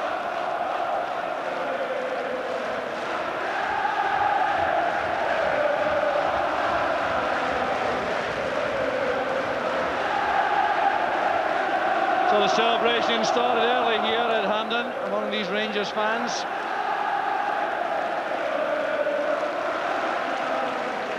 Well, Hearts renowned for their spirit, but this really is asking too much, surely. To come back from this, the Rangers bench, they've gone on Petricini and Durant, looking on hopefully to become involved in the action. Robertson stays in his usual place.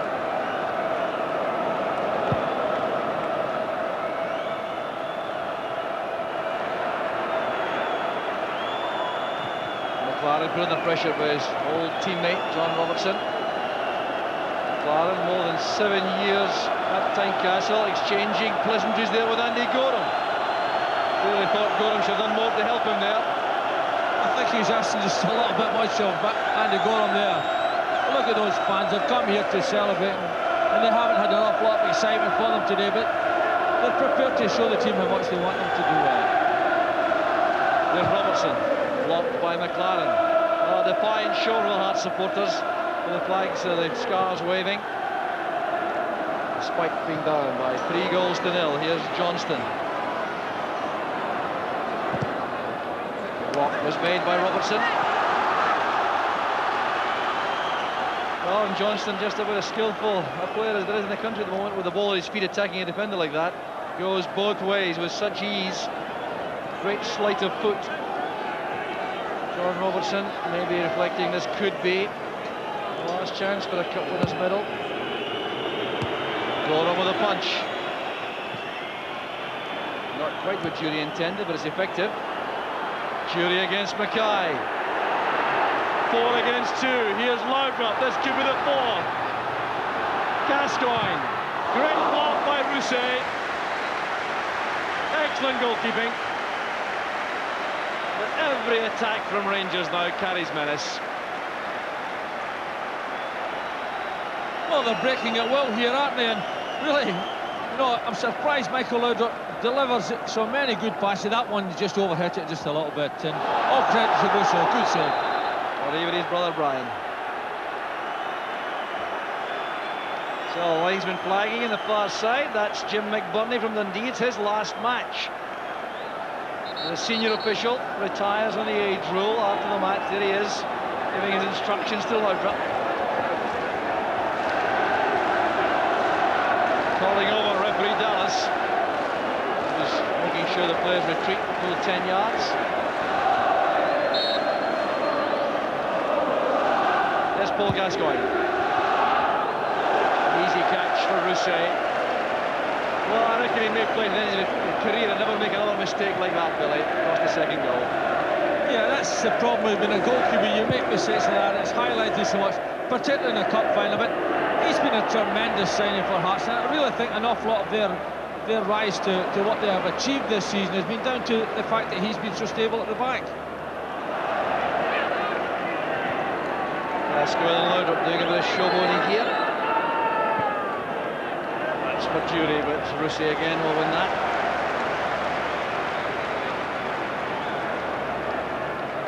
Well, a private little bet going on between Jury and Gascoigne about who'll score most goals in the season. Jury looks to have the edge now. 21 the total against 19 for Gascoigne.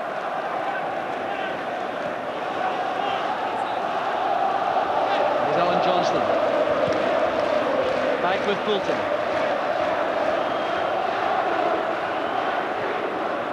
Brown at full stretch. Laudrup to McCall. This is Jury. Pass has been played with such accuracy now. That's Gascoigne to Laudrup. Set up for Brown. Well, they could have had a goal first time there. They regret that now. Laudrup's back healer intended for Brown again. Well, they're playing a game in exhibition style now. Well, it really is. It's just party time now for Rangers. You know, they've had so much control of the game this second half. They've got the goals that were important, and really they're so confident and playing so well.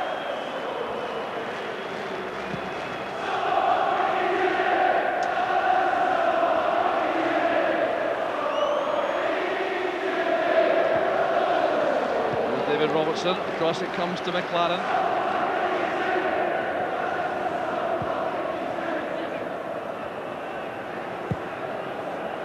Gascoigne. Free kick it was, taken very quickly. Robertson was doing the holding. Laudrup to Jury. Alan Johnston, the man going to make a tackle on Jury perhaps. Gascoigne, back it goes towards Jury. McManus's clearance. Well, Rangers are really toying with Hearts now. And it really is important for Hearts to retain the discipline, because I can imagine one or two players getting a little bit uptight about this in the maroon colours. But some very proud players playing for Hearts this afternoon. They won't like this one bit.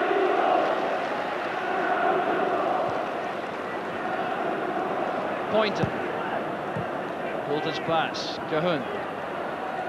Robertson. Cahoon again. Good build-up play from Hearts.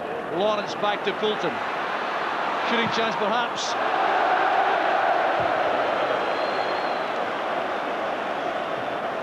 Not going right for Coulton.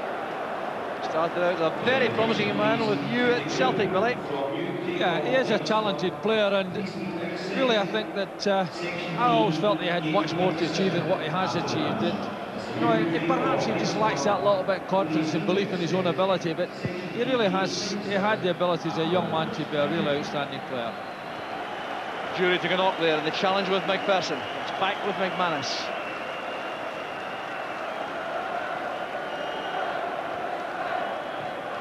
Johnston looking for Robertson. And Goff taking no chances there.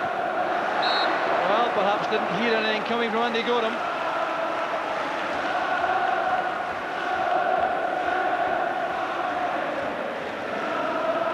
Hearts now looking for what I think is only a consolation now. Here's John Robertson with a corner.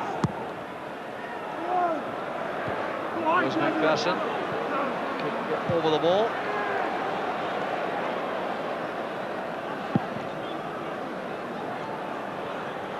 Well, the Hearts bench below, as I can tell you, a resigned look about Jim Jeffries and Billy Brown and Paul Hegarty. Not much they can say now. There's no further exhortation I think they can offer to make any difference to the run of this game. I think the worry for Jim Jeffries now is, you know, obviously series team. There you are, there's a goal. There's the consolation.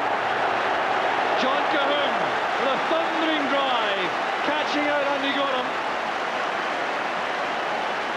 Well, the goal accepted in quiet fashion by Cahoon, but what a good hit this is.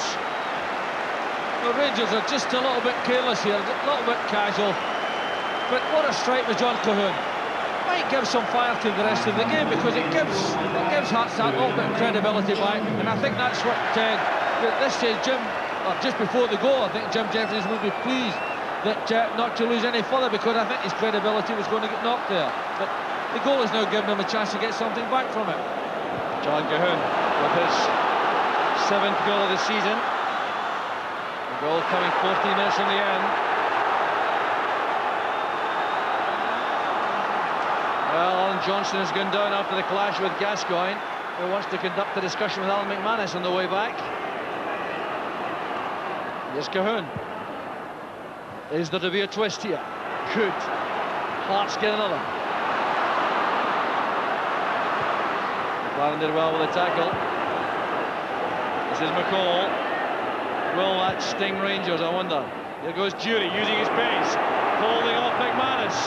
Surely, was he pulled down? The call with a shot. Well, the goal again for Hearts came from this very well set up throw-in. Yeah, it's well set up, but really a bit of carelessness. And I think Rangers were just that little bit casual there. But this was almost another goal for Rangers. Good running by Jury.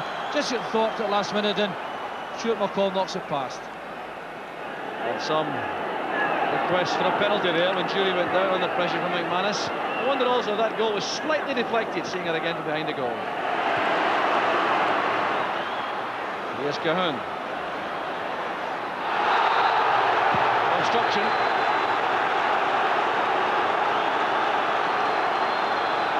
Well, the offender there was Ian Ferguson. Jim Jeffries has come to life again, sensing that another goal now could make such a difference. Gorham makes the catch.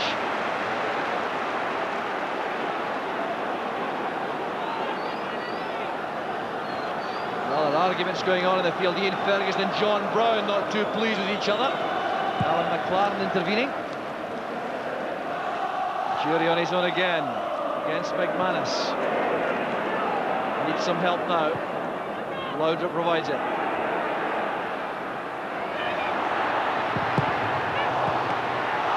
Well, two good saves by Rousset from Laudrup. Well, delightful play again from the Dane, but Rousset equal to the task.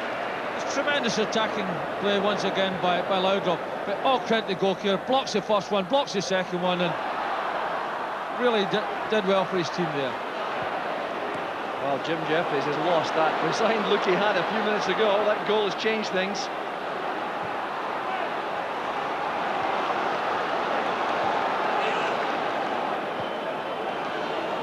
Here's McCall. Robertson towards Laudrup. He's on against McManus. He's still on his feet. And this is Jury. Surely the fourth.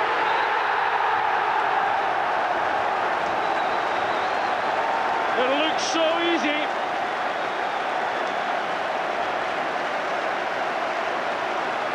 No answer from Hearts. And great work again in the build-up by Brian Laudrup. He's been involved in all the goals this afternoon. He certainly had to fight hard to recover the ball there, but this is what he does so well. He sizes the situation up, sees Gordon Jury in position, gives him it, and this time Jury doesn't make any mistakes at all. But you know what an effect this pairing has had on the game. They've been tremendous as a front partnership. No cover there at all. Jury had all the time in the world. Rousset was committed. Jury gets his 22nd of the season. And that's very impressive because over the whole piece he's only started 29 matches, 10 substitute appearances, 29 starts, 22 goals. That's extremely impressive. McPherson's pass. This is Robertson. Almost looks as though Hearts made Rangers angry there for a moment. Johnston now to McPherson. Fouled by Brown.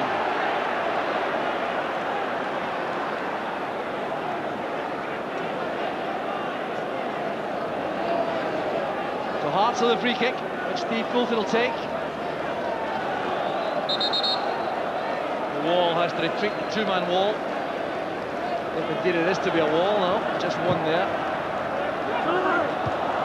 Turned back in dangerously by Lawrence. That was good play, and Rangers thought the ball had crossed the line. Shooting to the linesman in vain.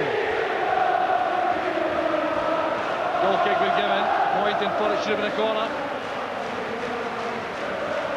You know, Laudrup's had to fight so hard for that ball, but good refereeing. He's up with play. He waves play on, but there you are. Laudrup says, go on in, Gordon Jury, make a meal of this, and there you are, he does well. Takes it past the goalkeeper, makes it. This man's been brilliant. And the man of the match, the Tennent's man of the match, Brian Laudrup, no surprise in that. Masterly performance from the Danish international.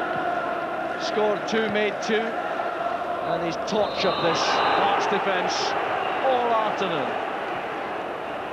John Robertson still giving all he can to the game, complaining to the referee. Rangers have possession again.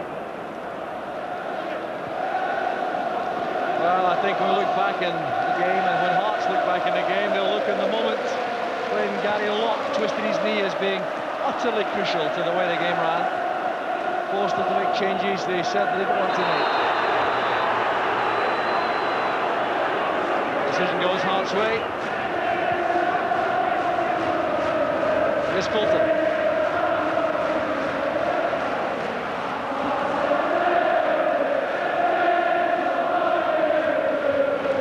Trying to find space for the cross. Touched on by Lawrence, that'll be a goal kick. Well, dejection there in the face of Lawrence. He's worked so hard since coming on early on to replace Gary Locke. There's the captain of Hearts, looking forward so much to his big cup final day. It lasted a little more than 6 minutes.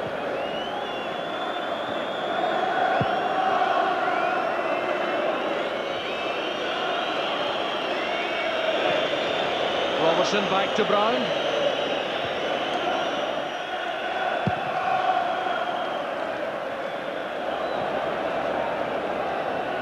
highest scoring final of recent times was the Motherwell Dundee United match of 1991, 4-3 after extra time to Motherwell. And goals have been rather at a premium since then in finals. That's all changed this afternoon. There may yet be more to come. Gascoigne. Well read by Mackay, the little flick from Ferguson. Shooting chance on. And the positioning of Goro made that look easy. The target for that ball was Gascoigne. Ritchie will get there first. Well, that was a strange attempt by Gascoigne. Getting to the ball in all the circumstances. Did himself some damage too, and that will be a bit of a worry from the England point of view.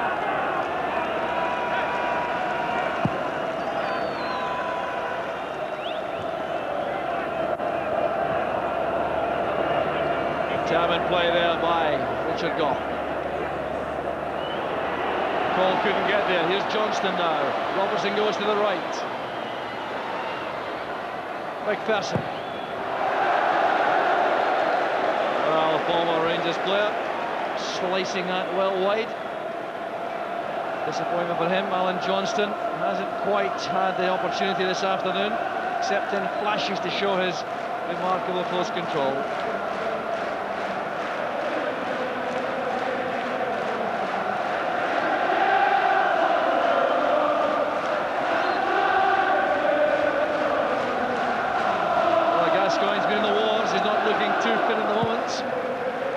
Combination of a few knocks and a bit of fatigue. And here's Laudrup. Jury's inside, looking for his hat-trick. Measured for Jury. 5-1 to Rangers. Laudrup the provider, Jury the finisher.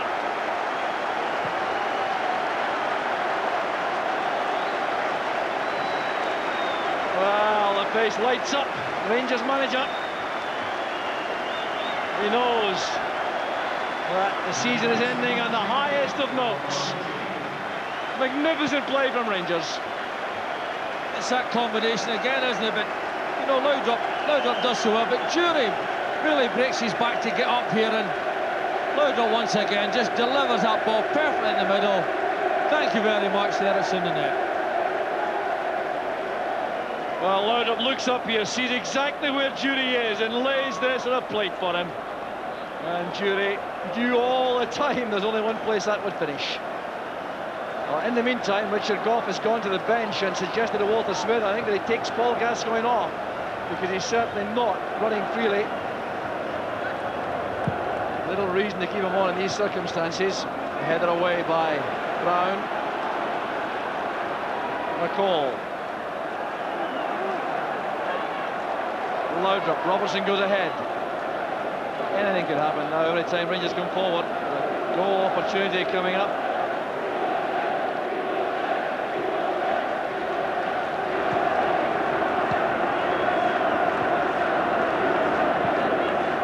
Back it goes to McLaren.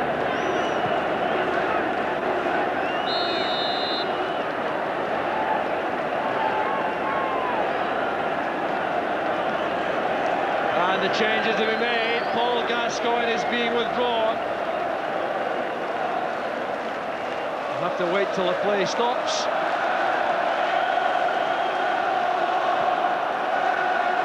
And Brown still so determined, taking a heavy one in the end. A free kick to Rangers. Substitution will be made now. No, it's not Gascoigne. It is Ian Ferguson coming off and Ian Durrant coming on. And I suspect that Gascoigne indicated he didn't want to leave the field early. So Ian Durrant comes on. An excellent servant to Rangers, hasn't had too much first team involvement this season. They enjoy the last few minutes of the final. Here he is involved straight away. Back now with McCall.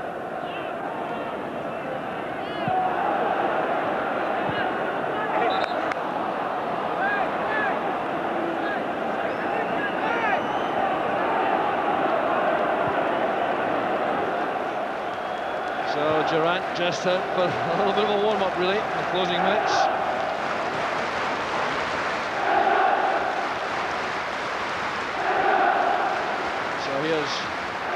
Ritchie to Poynton. Goff's header out. McCall now to Gascoigne. Good play again from Gascoigne. McCall picks out Robertson.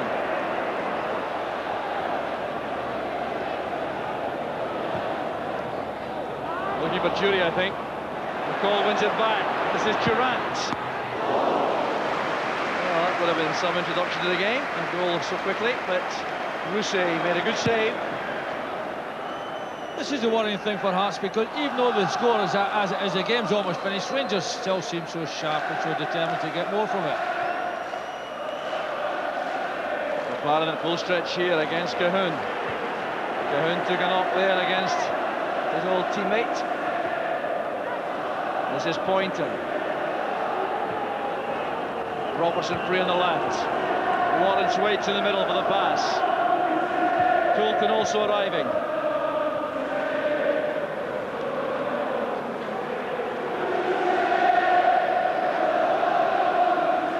So Rangers come forward again. It really has been an outstanding performance, Billy. How would you rate that in terms of cup final performances? Well, really, Rangers have performed so well, so perfectly. They've been creative from midfield, but more importantly, they've been explosive up front, and that's what's counted. And they won this game in a canter. Brian Laudrup, the tenants man of the match. There could be a little argument about that. He scored 2, he made 3, he performed superbly, and Rangers have won the Tennent's Scottish Cup. Jury was a hero with a hat-trick, linking superbly with Laudrup. These two appear to have a splendid understanding. He enjoyed the freedom to run and use his running power and strength. Richard Goff expresses his appreciation. The double has been won again by Walter Smith. Jury takes the congratulations of his manager. He goes to his captain. Oh, the Rangers now savouring yet another triumph.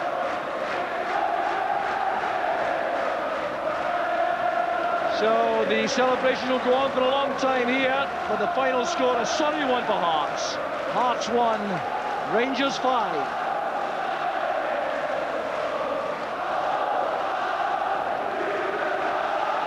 And Gordon Jury, with that amazing record, only 29 starts of the season, 23 goals from that. And with the European Championships coming up, Billy, looks like good news for Scotland.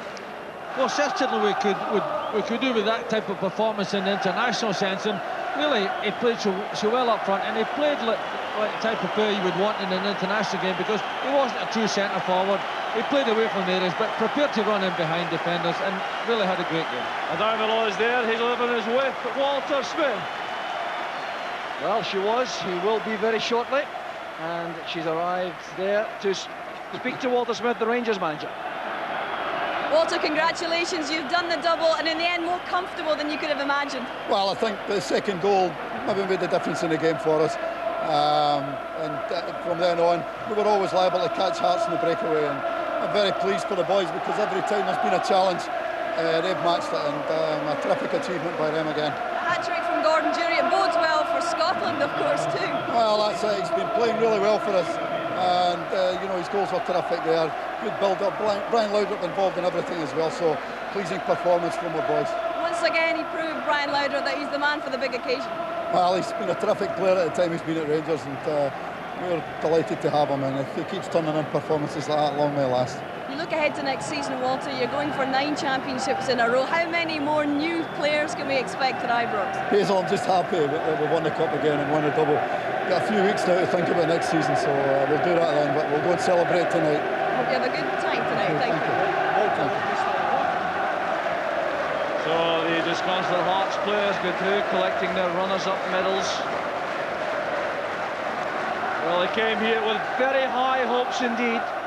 They didn't materialise, as Walter Smith said.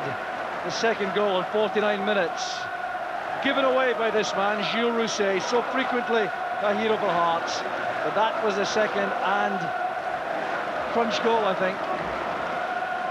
Pasquale Bruno still manages a smile going through. The SFA president, Bill Dickey, there with Michael Forsyth, the Secretary of State, beside him. So the Rangers players await the moment when they're called up for the medals. And Gary Locke has managed to collect his medal, clearly in some distress. Another crucial moment in the match, the loss of the captain. Paul Gascoigne produced some marvellous play, especially in the first half again this afternoon.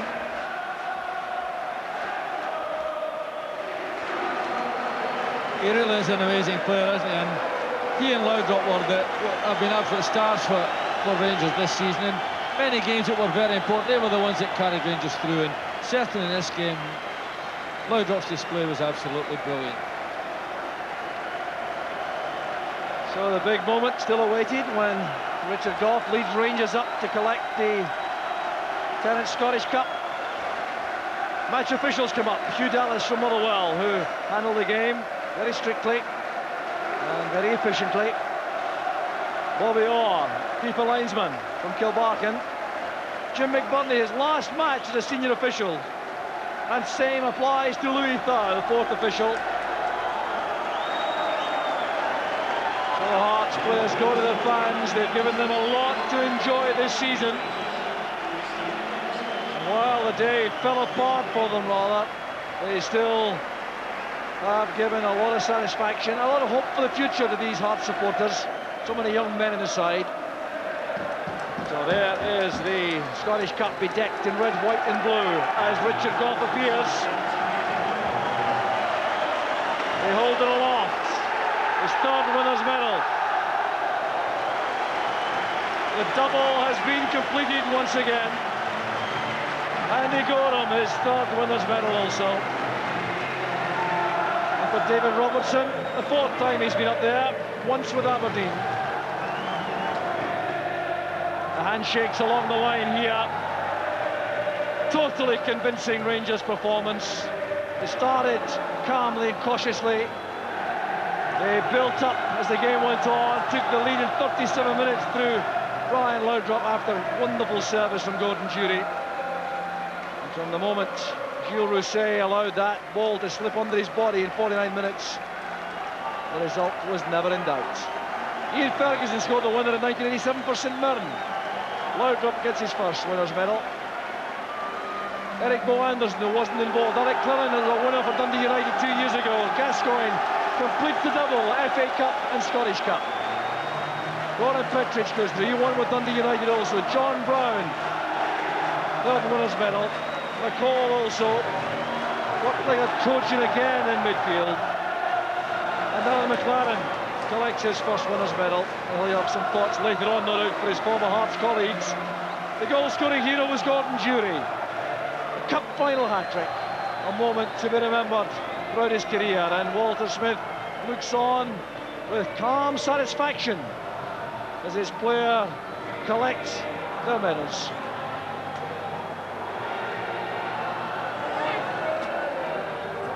So the players will reappear to a tumultuous reception again. Oh, it's slippy down there, obviously.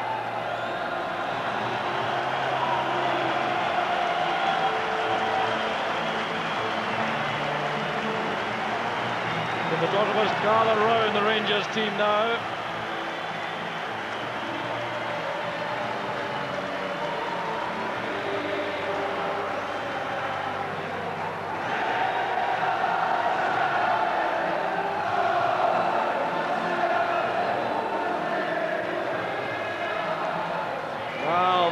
Photographs now being lined up. The sponsors, Tennent's, looking for the team. Gather round the banner there. Scottish Cup winners, the Tennent's Scottish Cup winners of 1996. First time the Rangers side has worn their new kit. Competitive play. Well, there's the story. The Tennent's Scottish Cup winners. Gascoigne enjoyed himself hugely, forgetting for the moment his England teammates playing Hungary at Wembley this afternoon. So now it will be the lap of honour to the Rangers supporters. They will go. Well, the hats there, giving honour to Paul Gascoigne.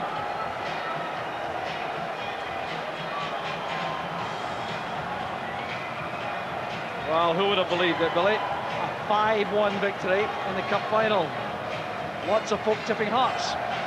Well, that's right, and you know, really we thought this was going to be a real game and a real competitive one. But I think Gary Locke's injury so early in the game, plus the fact the absence of another defensively minded player on the bench for Hearts, I think that was a difficulty. But, you know, you've now got 3 subs. A lot of people say it's wise to put an additional goalkeeper in, but every now and then I think you've got to have someone who can maybe combine the defensive duties, and that was the thing at the end of the day that made it very difficult for Hearts, because they replaced Gary Locke really with young Alan Johnson, asked them to do a holding job in Gascoigne. That's difficult enough for a real quality defender, but an attack-minded player like Alan Johnson was far too much, and really bit by bit Rangers' ascendance just became apparent. And really, if you think about it, just before half-time, Hearts did go off the hook a bit when Jury missed that chance. But the second half was just a one-way possession, and really at the end of the day, the 5-1 really does flatter the Hearts' performance in that second half, because Rangers could have scored at will. Yes, indeed, for a long time a real drubbing looked to be on the cards. 5-1, I suppose you would call a real drubbing, but it could have been worse.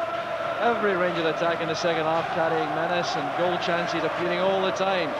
Well, let's hope there's no damage done to the confidence of these young Hearts players. Alan McManus and Paul Ritchie, Alan Johnston, Gary Locke appearing in the first major final and on the end of a hiding. Well, that's something that I certainly hope as well, because they are very talented young players. Obviously, you would like to think they've got a big future in the game, because it's important that we have good teams like Hearts to develop and to challenge Celtic and Rangers, because next year, you know, obviously Rangers have finished this season saying to everyone, including Celtic, hey, we're at the top of the pile and you've all got an awful lot to do to challenge us. The tennis man of the match was Brian Laudrup. Brian, a double to win the double. You see these fans just want to win, you know, and we've done it today, and hopefully we can be successful in the years to come. The second one was a bit of a gift for you. You must feel some sympathy for Gilles. Oh, I have. That's, you know, these things which happens in a game like that, but I felt we needed a second goal. We got that, and finally won the game comfortably. I know that Peter Schmeichel won the double in England. You can go to Euro 96 on an equal footing now. I will be very difficult to stop now, I think. Congratulations. Paul, you've got a Scottish Cup winners medal. Is your mum going to get hold of this one? No.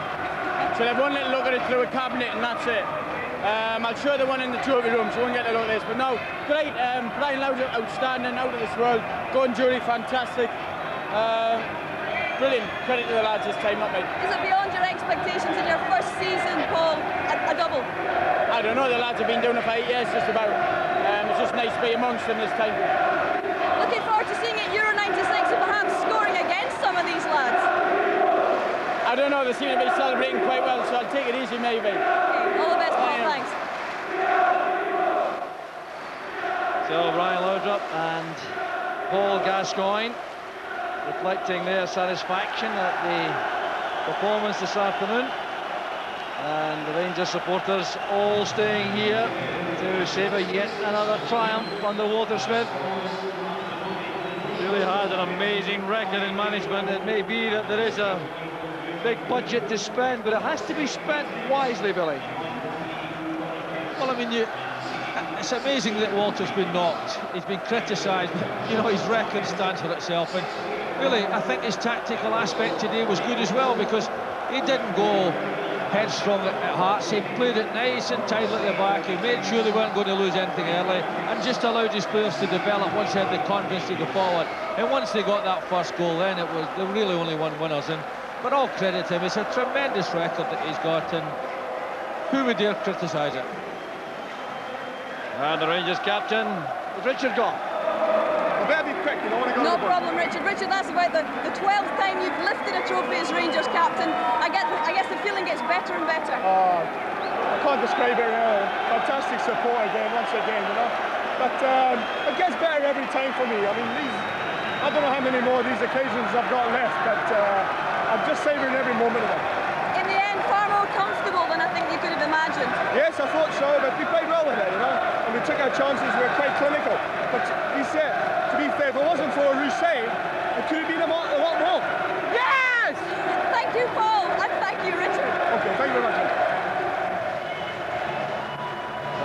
occasion gets better and better, he says. And that's certainly the case by the look of these Rangers players. Hat-trick hero was Gordon Durie. Gordon, you were looking to make it third time lucky, and you couldn't have asked for anything better. As you say, third cup final, Hazel, I couldn't ask for any more. And you're running into terrific form for Euro 96 now. Well, that's nice. As you say, I'm happy the way things finished out the season, and this just caps everything off for me. Obviously, you had a layoff in the middle of the season. Did that break do you some good? I think in hindsight it did. I had 6 weeks off my head and whatever, and I think I feel fresher now at the end of the season than I ever have. Obviously, you've got to play against a certain Mr. Gascoigne at Wembley. You'll be hoping to put one over on him. Certainly looking forward to that one, Hazel, and it's certainly one we've got to watch with the performances he showed against the other teams this year. And of course, the future's bright. You'll be looking forward to trying to go for 9 in a row next season. Well, let's enjoy ourselves today, Hazel, and we'll look forward to next season again. Yeah, I hope you enjoy it. Pleasure. Thanks. Thank you.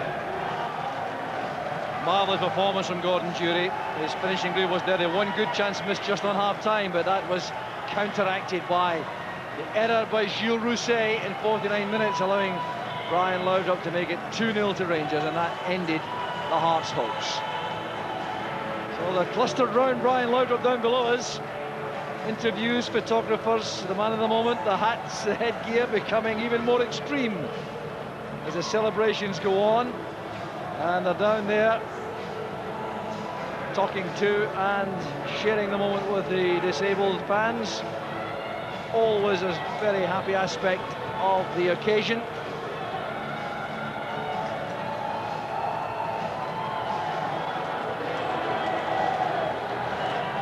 So the Tennant Scottish Cup has been won in the most convincing fashion by Rangers, led by a virtuoso performance from Brian Laudrup, who scored twice and laid on 3 for Gordon Durie. Rangers, outstanding winners.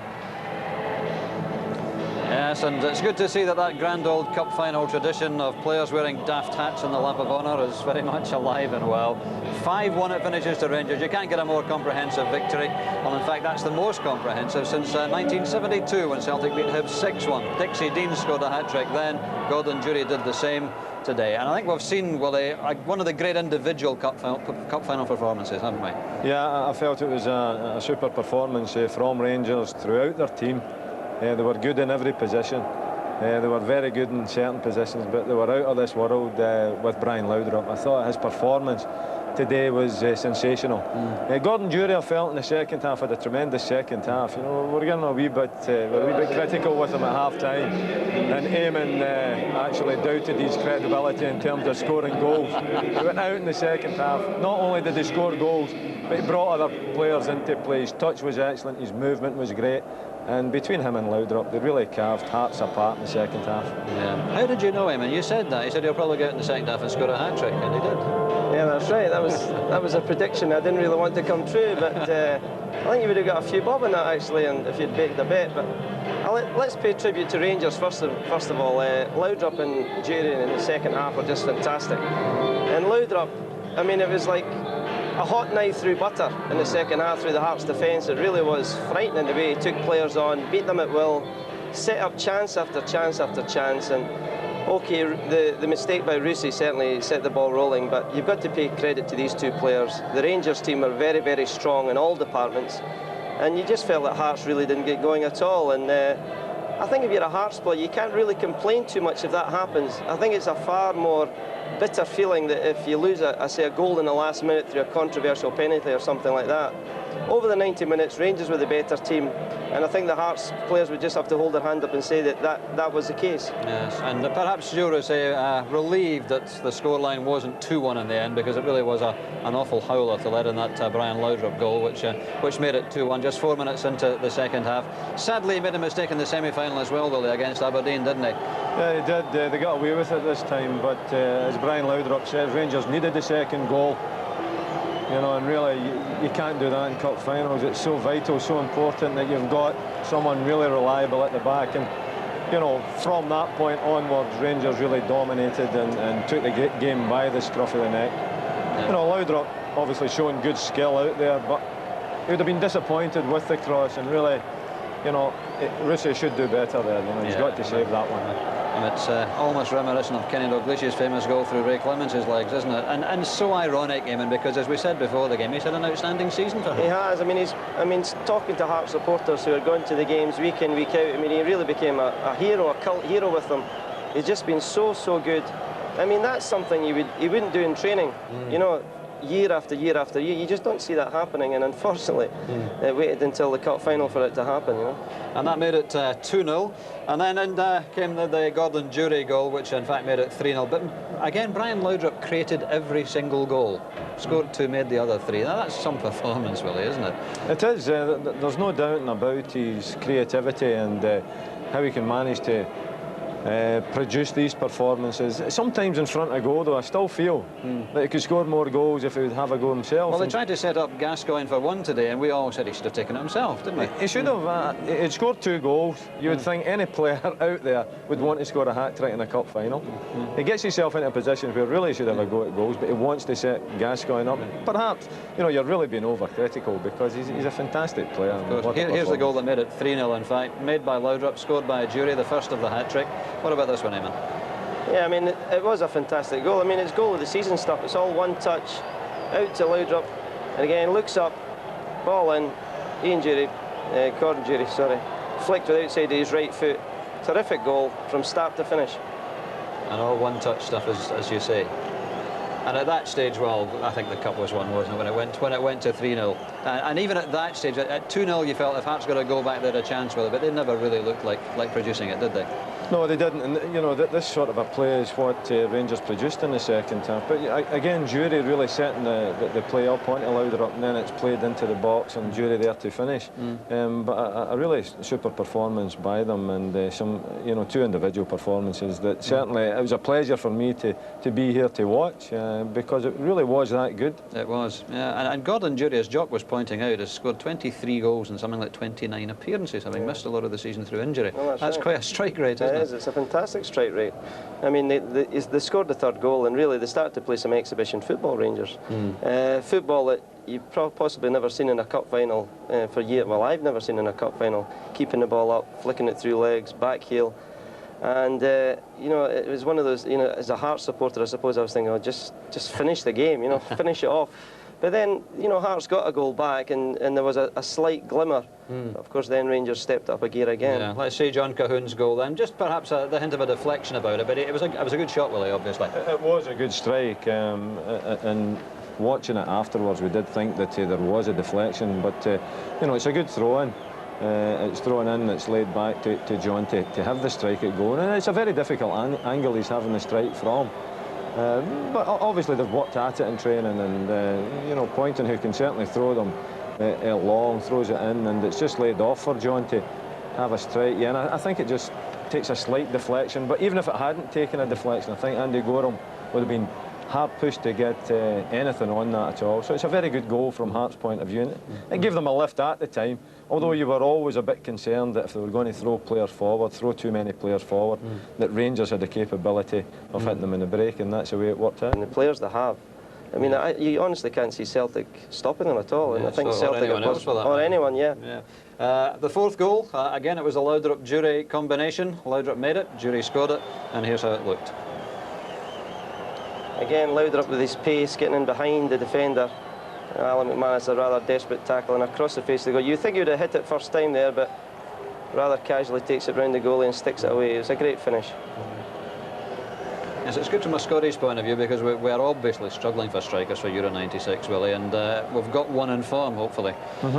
Yeah, he certainly was in form today, and I was really impressed in his second half performance, not just with his strike rate and scoring the goals, but also he's playing and linking with Laudrup in particular. But it's a great way to pass from Laudrup, just right into the pass. Yeah, that's one of his great strengths, Willie, isn't it? The weight of pass at Laudrup. It is. I mean, he's got great balance here. He's being wrestled almost to the ground, but he keeps his balance. The head's always up. He's running with the ball at pace, but the head's up. He's looking for the pass, right into the pass at Jury. Jury does well, because if he'd have had it first time, then perhaps Rusey would have got it, but he checks inside and finishes it. Yeah, it seemed that the 2 youngsters, Richie and McManus, once Bruno had gone off and they'd gone to the flat back four, had looked almost demoralised by what was happening. As we said, the first in a Scottish Cup final for 24 years since Dixie Deans did it in 1972, and in the end a fairly simple goal, I suppose. Yes, it is. It's just once again Laudrup going down the right hand side of the park, but again he's got the head up, he's looking all the time. Jury making the late run into the box and finishing it off. It is another example of how well on the day both of these players worked together, and Walter Smith obviously delighted with that one, and so he should be, because his team performance overall was great, and that was one of the highlights of it. But really Laudrup, you know, we can't, you run out of words to describe the player. He is so good, and he just lifts this ball up. He knows Jury's there, but it's an inch perfect. I mean, Gordon Jury doesn't have to break his stride at all, right onto his head, and really can't miss that one. Absolutely, yeah. Well, let's hear from the disappointed, I'm sure, beaten Hearts manager Jim Jeffries. We know that was a big, you know, that let Rangers relax, and you know what you have to do here is you've got to play really well. We said before the game, if we play well, then we have a chance, and you've got to do that, especially when they're in the mood, because I thought Rangers were really up for it today. And it's a 5-1 defeat here at Hampden today. Rangers once again have done the double, and the gulf which is opening up clearly between Rangers and the rest of Scottish football perhaps is worrying to some people, and it's very clear now just exactly what Hearts and Aberdeen and Celtic and anyone else with aspirations to prevent Rangers winning 9 in a row have got to do. Now let me give you made 3 and scored 2, and the winner of the competition. Highlights of today's Tennant Scottish Cup final. Enjoyed the most comprehensive Scottish Cup final victory for 24 years. Rangers 5, Heart of Midlothian 1, a hat-trick for Gordon Jury, Brian Laudrup the man of the match. The Rangers fans go home happy. They've done the double again. From all of us here at Hampden, thanks for being with us. Goodbye for now.